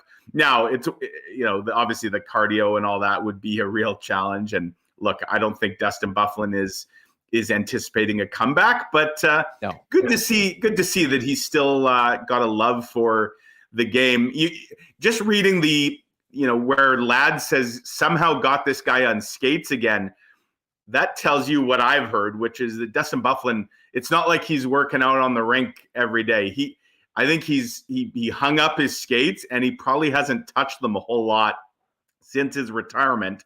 But maybe going to see an old friend in Andrew Ladd down in Arizona has restored his love for hockey. But certainly there's no restoration required here in Winnipeg. Fans have always loved Big Buff, and that has not diminished at all. Yeah, I do. I am fantasizing about, like, I said this at the start, like a dream scenario where he has been secretly working out for a return, and just thinking of the ovation that he would get, because I'm seeing in chat right now, we need a Buff night. Fans want closure, but I wonder if, I have no idea, but if the relationship with the organization would be fractured, I would think there'd be some resentment after walking out on 2 years, but. I think the fans still have that love, as we've seen over the last 24 hours. I'll say this, knowing a little bit about the situation, I would say it's complicated. Put it that way. Will there be something down the road? Definitely would not rule that out. But I think, again, Dustin Byfuglien, he marches to his own beat. He's among the most unique athletes we've ever seen in this market. And, the way he left was classic Dustin Byfuglien. And I think, for fans wondering why hasn't there been more done in this market, or why haven't we heard from him? I just go back to Dustin Byfuglien is a very unique and, somewhat complex individual. So perhaps one day, but clearly we know he's enjoying retirement. This is a guy that, leads a pretty simple life, hunting, fishing, all that. And he's got no shortage of that to do, but good to see him back on skates. But you're right, Remis. I mean, I'm a bit of a wrestling fan. I know you are too. Like we could envision if Vince McMahon was scripting the NHL, there would be like Dustin Byfuglien's music would hit, and like Stone Cold Steve Austin style with the glass shattering, and he would storm onto the ice, maybe with a pair of Nashville Predators in each hand, just ragdolling them for old time's sake, and you would have a moment unlike any other. I do, part of this fantasy, I know got John Hodge coming. Part of this fantasy though has me wondering, like, if Buff came back and he would be like the Undertaker in his last couple of years, like when him and Goldberg had that match in Saudi Arabia, where they were clearly done. And I think you want to have those positive. You don't want to see him like the old rocker trying to hang on to the glory days. So and to use the Undertaker, would he come back instead of as the dead man? Would he be the motorcycle version, like the biker version that he'd ride in on a Harley, and instead of with Paul Bearer at his side? The possibilities are endless. This Dustin Byfuglien, he hasn't played for the Jets for years, but he comes up in chat, I think, every day. And we did have that picture, which is why we're talking about it, that Andrew Ladd put out. Thank you, Andrew Ladd. And again, it's so much, maybe one of the most engaged pictures that we've thrown out there. So, Mike, great talking with you about the Jets and tonight's game, trade deadline. Appreciate you coming on. Thank you so much. And I'm looking forward to what you're writing about in the Winnipeg Free Press coming up. You bet. And I guess when we do this next week, I'll be joining you from the Big Apple as the Jets will be, I guess, 3 games into their 4-game road trip, with one more to come if we do this next Tuesday. So looking forward to it. Excellent. Well, I'll be in touch with you. Thanks again, Mike. You bet. There he is, Mike McIntyre. Follow him on Twitter at Mike McIntyre WPG. Well, you spent a lot of time here talking hockey, but it is also CFL Free Agency, and I'm so pumped to have John Hodge of 3 Down Nation coming up next. But first, Hustler has got a couple of messages, and then we'll bring in John and touch on today's big news. So here he is. Here's Hustler first. Give a big shout out to our friends at Princess Auto for their great support, not only of Winnipeg Sports Talk, but the Bombers, the Gold Eyes, as well as some of our top Manitoban curling teams, as well as including Jen Jones, who I'm just looking at Bridget and Phyllis giving us updates in the chat, and a bit of a nail biter right now at the Scotties right now, tied at 6. Of course, Princess Auto, also the place where you'll find the best deals on the most unique assortment of tools and equipment around. Everything you need to complete the projects on your list or start something new is at Princess Auto. Check them out at one of 2 Winnipeg locations, Panet Road or Portage Avenue West. And you can always shop online 24/7, 365 over at princessauto.com. Our friends at Culligan Water have been the go-to service for all things water for over 65 years here in Winnipeg as a family-owned business with everything that you need for your family business when it comes to water: softeners, filters, bottled water coolers, whole home systems, drinking water systems, not to mention citywide water delivery services and commercial and industrial water products and solutions. Pop by and see them at 1200 Sargent Avenue. Give them a call at 204-694-5180. And you can find out everything that they've got going on at drinkculligan.com as well online. And hey, the weekend is here. If you plan to tilt one or two and you're maybe making a cocktail, if you're a whiskey drinker, you know the best is Canada's favorite Canadian whiskey, Canadian Club. Right now, still a couple days left in January. Great discount on CC 12-year reserve right now at your local Manitoba liquor marts. And keep your eye out for the new Rifle Rye, also from the Beam Suntory family, on for a great introductory sale price at your local Manitoba liquor marts. Canadian Club, the official spirit of your Winnipeg Blue Bombers. And we'll look forward to getting those CC and Gingers going again in the summer at IG Field this summer. All right. Hustler doing a great job there. And hey, before we bring in John Hodge, if you are here and you are enjoying the show, please hit that thumbs up, subscribe to the channel. And if you're watching on replay, leave a comment below. It does help tell YouTube, hey, we got great content here, more likely to recommend it to more people. But it is CFL Free Agency. I don't know if this was an anticlimactic day. It seems like we knew a lot of the moves, including the Bombers being official. They signed Kenny Lawler, but I'm so pumped to bring in John Hodge to break it all down. John, how's a free agency day been for you so far? How's it going? So far, it's tasted a lot like Red Bull and coffee. We're going into hour, I think, 7 here of our coverage on 3 Down. So it's been a lot, but it is a lot of fun. It's one of the most fun days of the CFL calendar. It's unfortunately, my wife was very understanding about it being on Valentine's Day. We celebrated on the weekend. So yes. Today's been a good day so far. Busy, and there's going to be a few more hours at least of busyness. But hey, for someone who makes his living covering the CFL, you can't get a much better day than this day, because there's never a shortage of news to talk about. That's for sure. Yeah, a lot of fun. They had that negotiating period, so a lot of it being made official today, and most notably here, the Bombers introducing Kenny Lawler. Didn't have to work hard to get too many photoshops of him wearing a Bomber jersey after playing for Edmonton last year. But I mean, what do you make of what the Bombers have done? They did sign Les Morrow yesterday. Was it after the show? Was Jesse Briggs? So I mean, nothing major from the Bombers other than this Kenny Lawler signing. And we talk about some possible departures after that. Yeah, I mean, Kenny Lawler to me is unquestionably one of the best receivers in the CFL. To me, he's probably number 2 behind Eugene Lewis. But honestly, I mean, between those two, it's a toss up. You pick your poison. Kenny Lawler's a little bigger. Eugene Lewis is probably a little faster. But at the end of the day, I mean, he's a game breaker. And obviously the Bombers felt strongly about getting him back. Reportedly, he's set to make $265,000 this season. That should make him the second highest paid receiver in the league. Eugene Lewis signed today with Edmonton on a deal worth $320,000. Lawler made $305,000 last year in Edmonton. So the Elks actually pushing out more money this year for a top target. I think it was clear, especially in the playoffs. Greg Ellingson was great through 8 regular season games last year, came back post-injury in the postseason and kind of disappeared. It was clear the Bombers needed another target, and now they've got one of the best in the CFL, and they've got him for 2 years. On the books, I think the way the Bombers are making this work is essentially letting Greg Ellingson and Rasheed Bailey walk. Greg Ellingson is already signed with the Montreal Alouettes.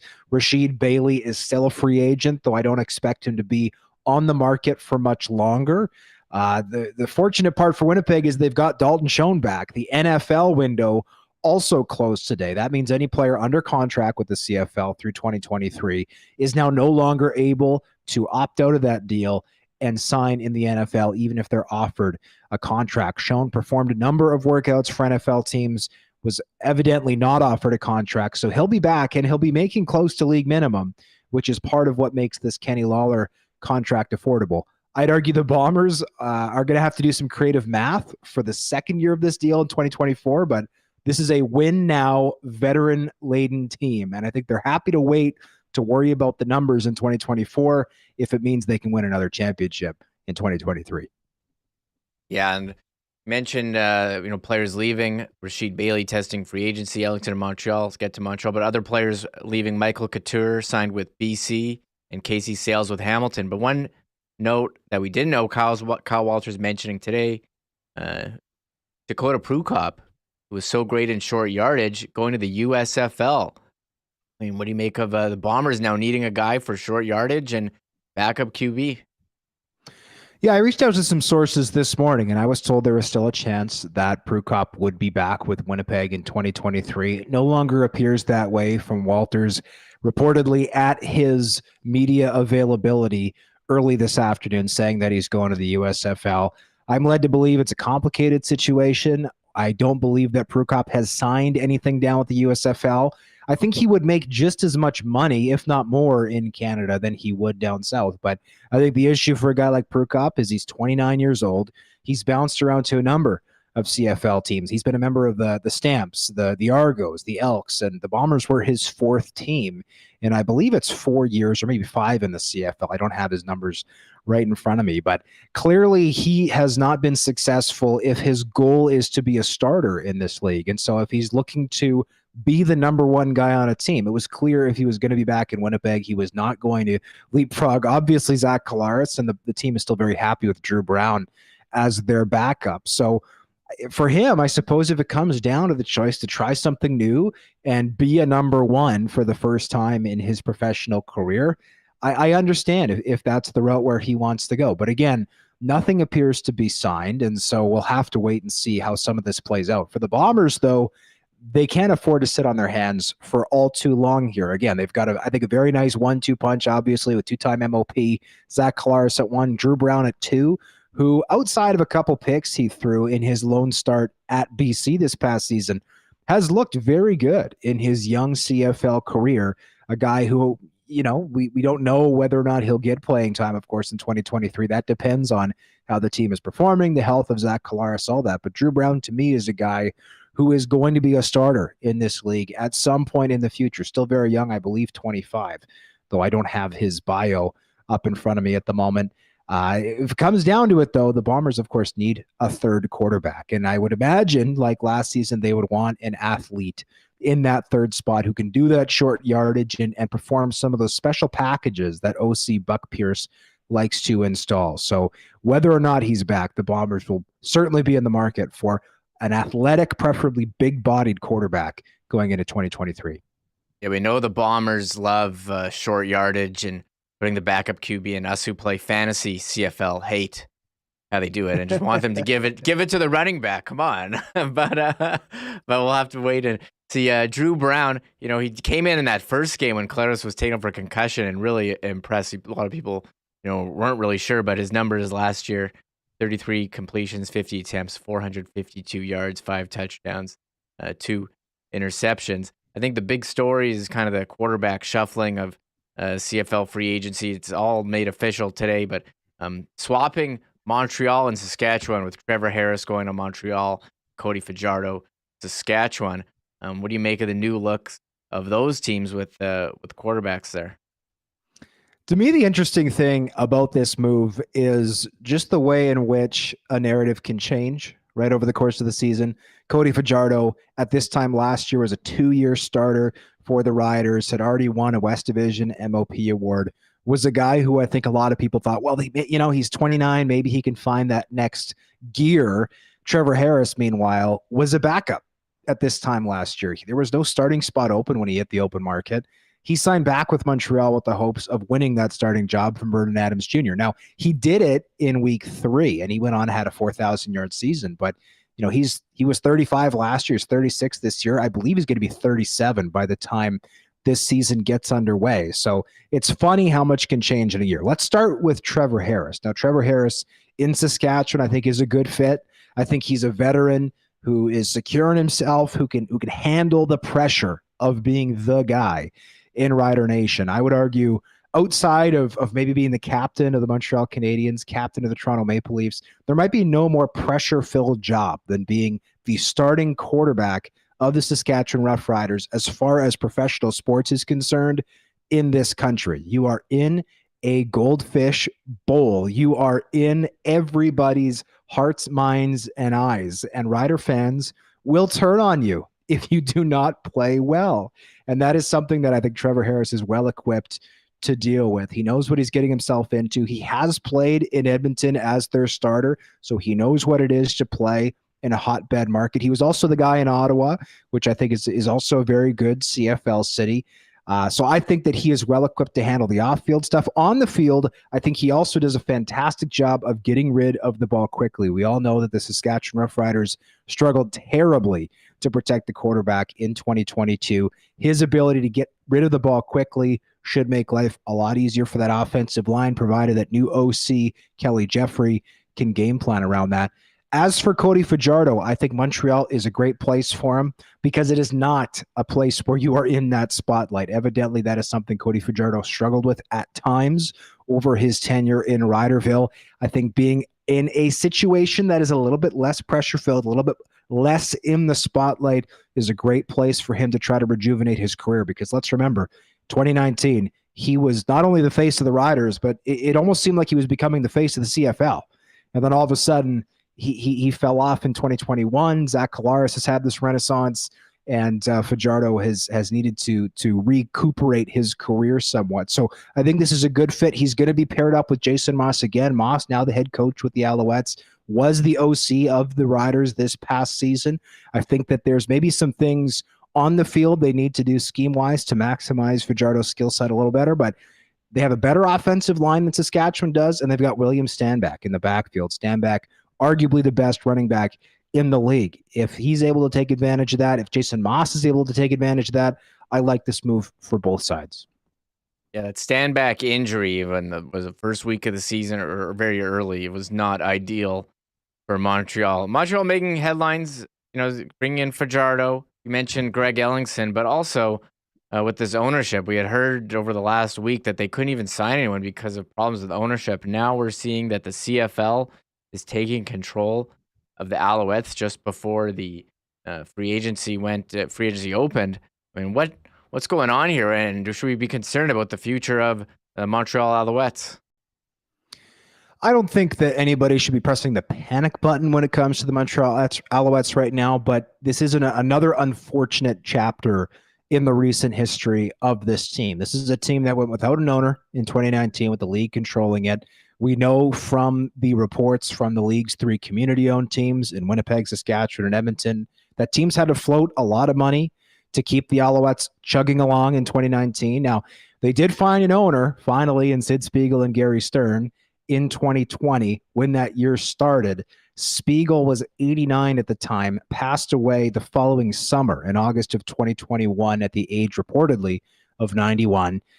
I think the CFL assumed that Gary Stern, his son-in-law and minority owner of the team, would simply assume all ownership of the team, and that has not happened. Herb Zurkowski, the Montreal Gazette, has done a great job reporting on this story with the contention between Stern, the son-in-law, and the estate. I think the estate at this point is happy to be rid of the team the Montreal Alouettes are not a money-making enterprise. They haven't been for at least a decade, I believe. And even at their peak, they were not turning over amazing profits back when the Wettenhalls owned the team during its glory years of the 2000s and the very early 2010s, when Anthony Calvillo and Ben Cahoon and all those guys who are now in the Hall of Fame were in the Grey Cup every year and would win it every 2 or 3 years. So this is a situation where, fortunately, I think the league does have a buyer or buyers in mind for this team. I don't think this is going to languish for an entire year, but at this point, I would almost compare the Alouettes to a young adult who's ended up back in mom and dad's basement again after another failed attempt to finally move out of mom and dad's house. And given that the Montreal Alouettes were the flagship team of this league for a long time after coming back in the late 90s, because they did fold, of course, previously back in the 1980s. But for a franchise that was once a flagship in this league, it's disappointing that they're back seemingly at square one. Let's just hope that the next owners of the Montreal Alouettes pan out a lot better than Sid Spiegel and Gary Stern. The Alouettes, winning all those Grey Cups with Anthony Calvillo, that there's certainly a fan base there, but haven't had that stable ownership. Just overall on free agency, is there a team that you think has made huge improvements, but can any team out there, are they even, the Bombers far and away best team during the regular season. Do you think anyone has closed the gap as we move ahead to 2023 kickoff? That's a spectacular question. I think the Edmonton Elks are a lot better than they were a season ago. They've gone out and completely retooled that receiving core. They brought in Eugene Lewis. They brought in Stephen Dunbar. They've brought in Kyron Moore.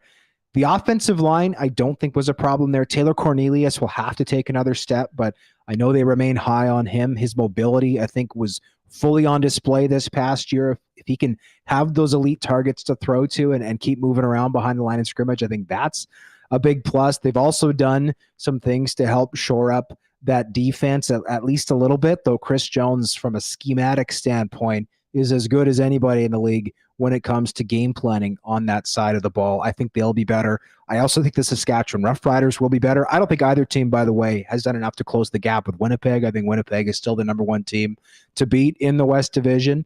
But when you look at the Saskatchewan Roughriders, adding Philip Blake along the offensive line, adding Trevor Harris to the backfield, along with some good defensive ads. They added Micah Johnson for a third go-around along the defensive line. Micah Johnson is not a spring chicken anymore, but he was an East Division All-Star this past year for a reason. He's probably going to the Hall of Fame. So to me, those two teams have done enough work to at least be more competitive in 2023 than they were in 2024. As for, I'll highlight another West Division team, the BC Lions.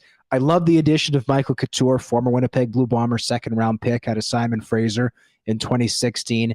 As their new center, I think center's been a bit of a soft spot, frankly, on their starting lineup for a while. Couture is going to settle that right away.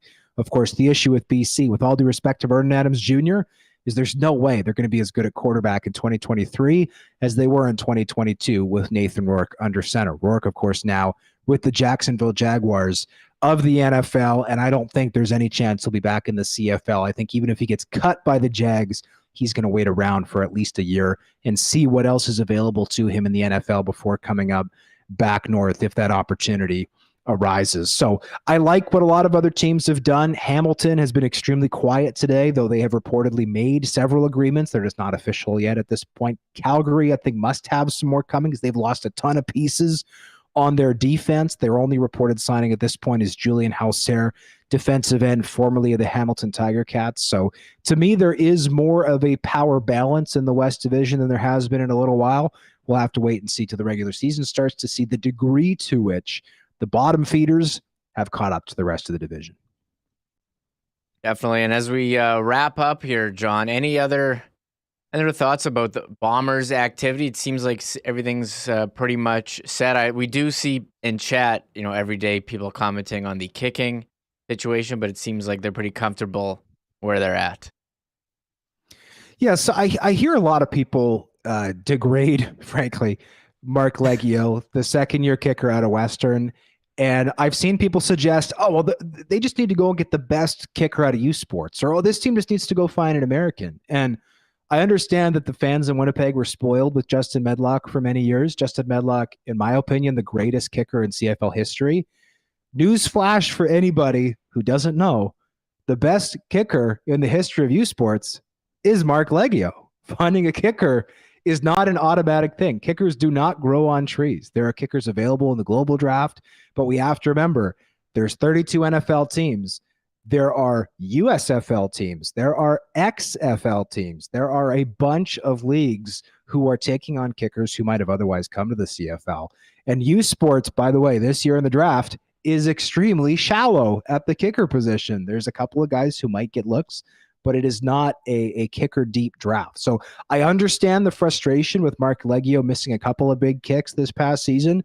I will point out he did make a heck of a game winner for the Labor Day Classic at Mosaic Stadium, which, by the way, the Riders have subsequently pointed to as the reason their season went off the rails. They've said, yeah, losing on Labor Day kind of broke our spirit. So if Mark Leggio broke the spirit of the Saskatchewan Roughriders, maybe you should get a little more credit from Bomber fans than he does. But the other thing I'll say quickly before we're done is this is the oldest team in the CFL, the Bombers. I still think they're the best team in the CFL, but I have been a little bit critical of this team for maybe not getting a little bit younger this offseason. They're basically bringing the band back together. Michael Couture, by the way, yes, he's a 6-year veteran, but he was also the second youngest member of the offensive line, at least of the starting group.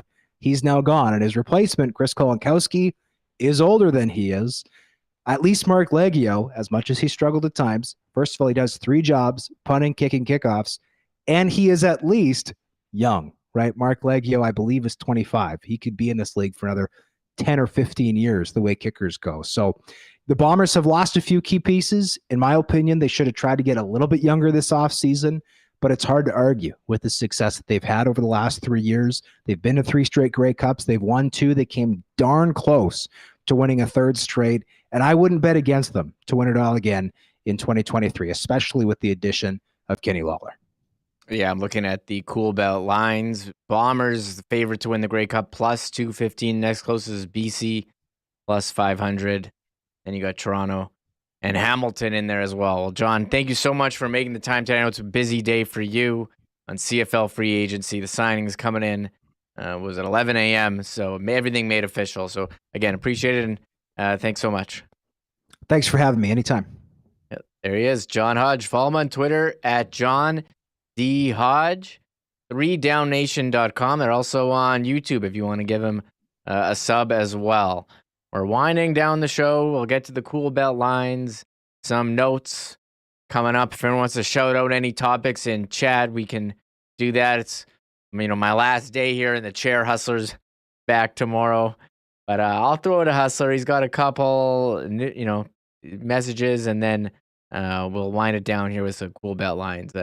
All right, here he is. If you're looking to add beer to the menu, make it Winnipeg's finest local beer, Little Brown Jug. You can pop by Little Brown Jug on William Avenue and check out all your favorites, including the new Good Times variety pack with 4 new beers. Or you can find Little Brown Jug around the city wherever they sell good beer. And don't forget, you can go online, littlebrownjug.ca, and order online for citywide delivery. And a big shout out to our friends Nick and Nikki in the Nick and Nikki DQ group for their support of Winnipeg Sports Talk. Talking Niverville Nighthawks yesterday in the Manitoba Junior Hockey League. Of course, before and after anything in Niverville, you can pop by the Nick and Nikki DQ right there. And then 3 others in Winnipeg, DQ Northgate, DQ Polo Park, DQ St. Anne's. Try the 2 cheese bacon double stack burger, my personal favorite. All those great Blizzard treats. And you can also hit them up on Instagram at DQ Manitoba if you want to get a custom order for an ice cream or Blizzard cake for an event coming up. Thanks again to Nick and Nikki for their great support of WST. There he is. Hustler doing such a fantastic job. And he was in chat here boarding, right before boarding his plane. Nice that he could hop in on his phone. I'll get to a couple things here before we get to the Coolbet lines. I did see on Twitter the Jets doing such a great job on social media announcing this year's bobblehead shortly after the show yesterday. Kyle Connor. It's his turn. Unique feature about the bobblehead as it loads that it's got what? Look at this. It's got this hair coming out of the back of it. Look at this hair. I've never seen a bobblehead with hair. This thing has got some likeness. It's got, made sure they got the sponsor logos in there. But get your tickets right now. Monday, March 6th against the San Jose Sharks. Hey, that's right after the trade. Maybe we'll get to see some new acquisitions too. But Kyle Connor bobblehead, his turn. I love this. We had the fishing Hellbuck one. Now this one's got a little flow. I think flow. That's the term. That's the term. Hey, in terms of these are some non-sports news. I guess this is kind of sports. Soccer. Ted Lasso, season 3. I don't know if anyone's Ted Lasso fans. Announced March 15th. That is on the Apple streaming service. I'm a Ted Lasso guy. I think I don't know. I think I was in a bit early. I liked it before it was popular. Now everyone's doing Ted Lasso memes on Twitter. So I think I will be in for the ride. It's an easy watch. It does have some sports stuff. But I'm a Ted Lasso. I'll say that I'm looking forward to it starting. I will watch with my wife. And no spoilers in chat yet. No spoilers. Definitely no spoilers. There was some big concert news for Winnipeg, and I know a lot of people are going to be fired up to see this one. I didn't think that this would ever happen. I know they've been trying for a long time. Bruce Springsteen and the East Street Band coming to Canada Life Centre Friday, November 10, 2023. I didn't think that they'd play arenas. They're doing a Canada arena tour. I saw Calgary, 2 nights in Toronto, among other. Ottawa was in there. So the Canada Life Centre tweeting it out. You're going to have to sign up to be a verified fan. I'm curious about how the tickets are going to go. We know about the Taylor Swift fiasco with their concert that led to some stuff with Congress or whatever. We're stuck with Ticketmaster. So sign up to be a verified fan. Tickets, registration will close February 19. When are the tickets on sale? Wednesday, February 22 at 10 a.m. So I've never seen Bruce Springsteen, and I'm actually not even the biggest fan, but some of my friends are. But I think this would be a show you'd want to go to. And I have complained here on this program that we don't get a lot of big shows. This is definitely a huge one, and I see BA Split writing in chat about ticket pricing. I'm assuming I'm going to have to start saving now to start playing with them. And then, Rob Mahoney also shouts out to, they're no longer Dixie Chicks. They're just the Chicks now, but I'm not. I like Natalie Maines, but I'm not. I think it was Maren Morris. I guess if you're in that genre, that is a big show too. But I'm talking about the big rock shows. And reading the chat, Russ Lowen says the Bombers just announced Kenny Lawler will be at IG Field signing autographs from 4 p.m.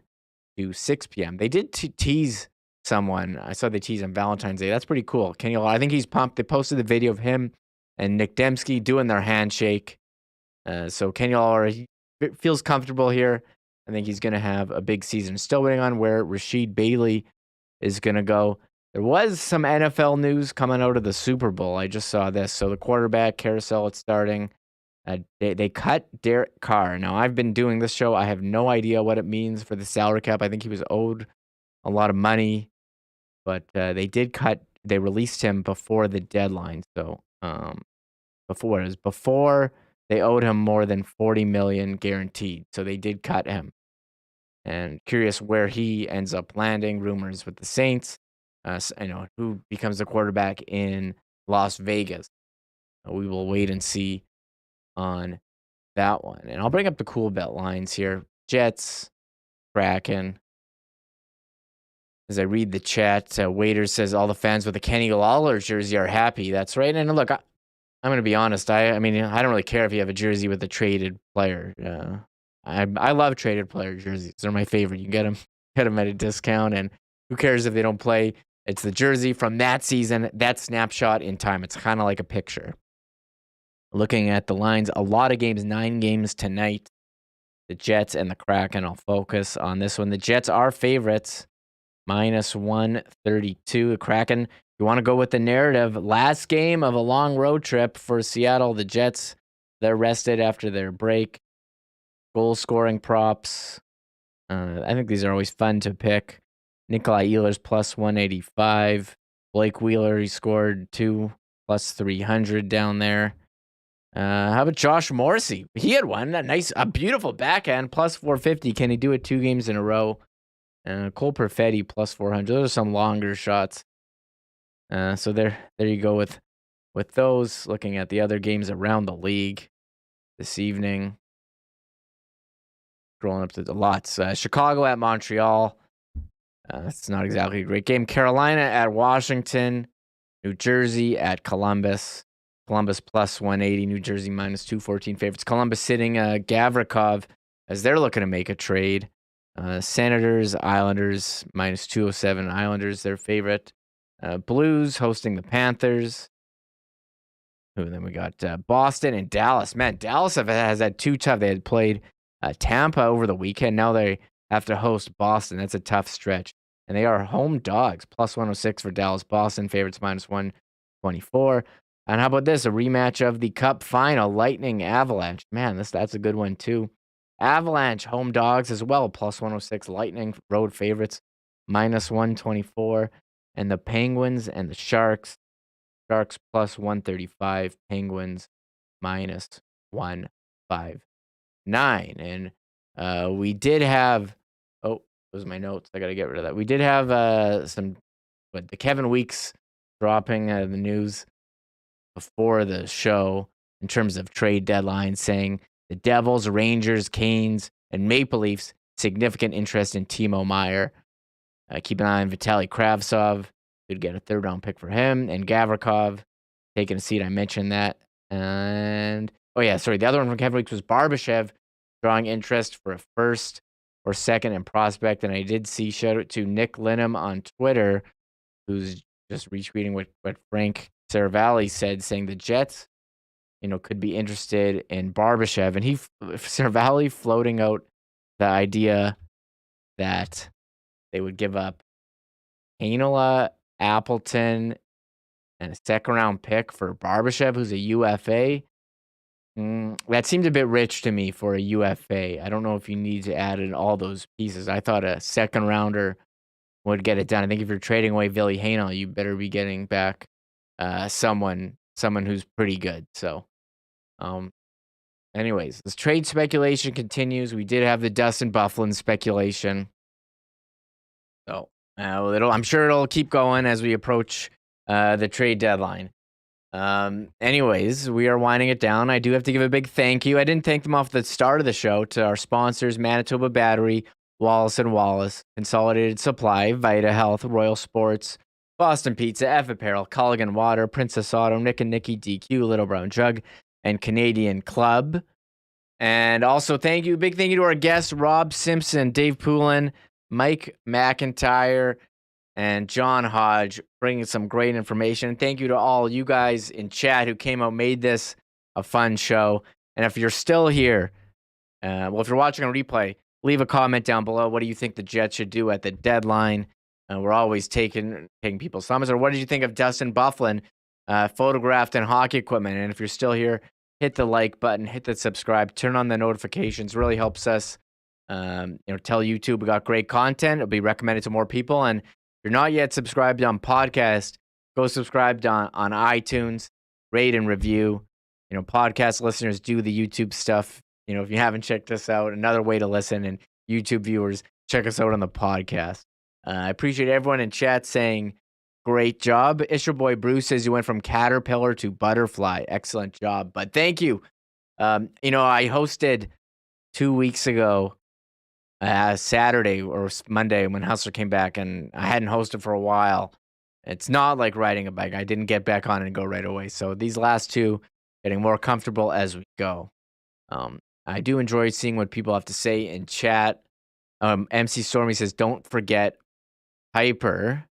Yes, how could we forget Mike McIntyre and Piper? Mike breaking down Axel clearing waivers while Piper is sniffing his neck. You're going to want to see that on YouTube. And I'm enjoying all the BA Split says, nice job. Yeah, Kevin Kowalik says, no Chiefs talk. Yeah, you guys should be thanking me because, if Hustler was here on Monday, it would have been Chiefs 24/7. We Chiefs 24/7 on the show, or sorry, for 2 hours. No, we did touch on the Jets. I am looking forward to a Jets. Hopefully Jets win tonight because it's always more fun. We do have more people in chat after a win than a loss. Running Man says, I was great. Thank you, Running Man. I do enjoy seeing you. It's your boy Bruce says the Dustin Brown statue. That was unveiled on the weekend. Adrian Kempe with the hat trick during that. And Derek Schmidt says, you're comfy just in time for Huss to come back, isn't it? Yeah, but you know what? There's so much. I'm going to be honest, like, I'm always so rushed. There's so much stuff that I can't do because it's just me. Like, I don't have any of the graphics on the show. I didn't cut any Rick bonus clips. I do have some stuff going on at home too, affecting that. So, I am looking forward to having Huss back for sure. David Zirk says, get ready to mute Huss tomorrow, Michael. Yes. And Waiter says 4 goals for Kempe. Sorry, I thought it was a hat trick. And Eagle Eye says, imagine Huss won dollars if he went straight to Vegas. Yeah, I mean, he had Mahomes MVP he posted. I know he had some futures on Kansas City, so it went. Phyllis says, you did great. Thank you. MC Stormy says, you've been killing it since Friday. I guess I did 3 shows, not 2.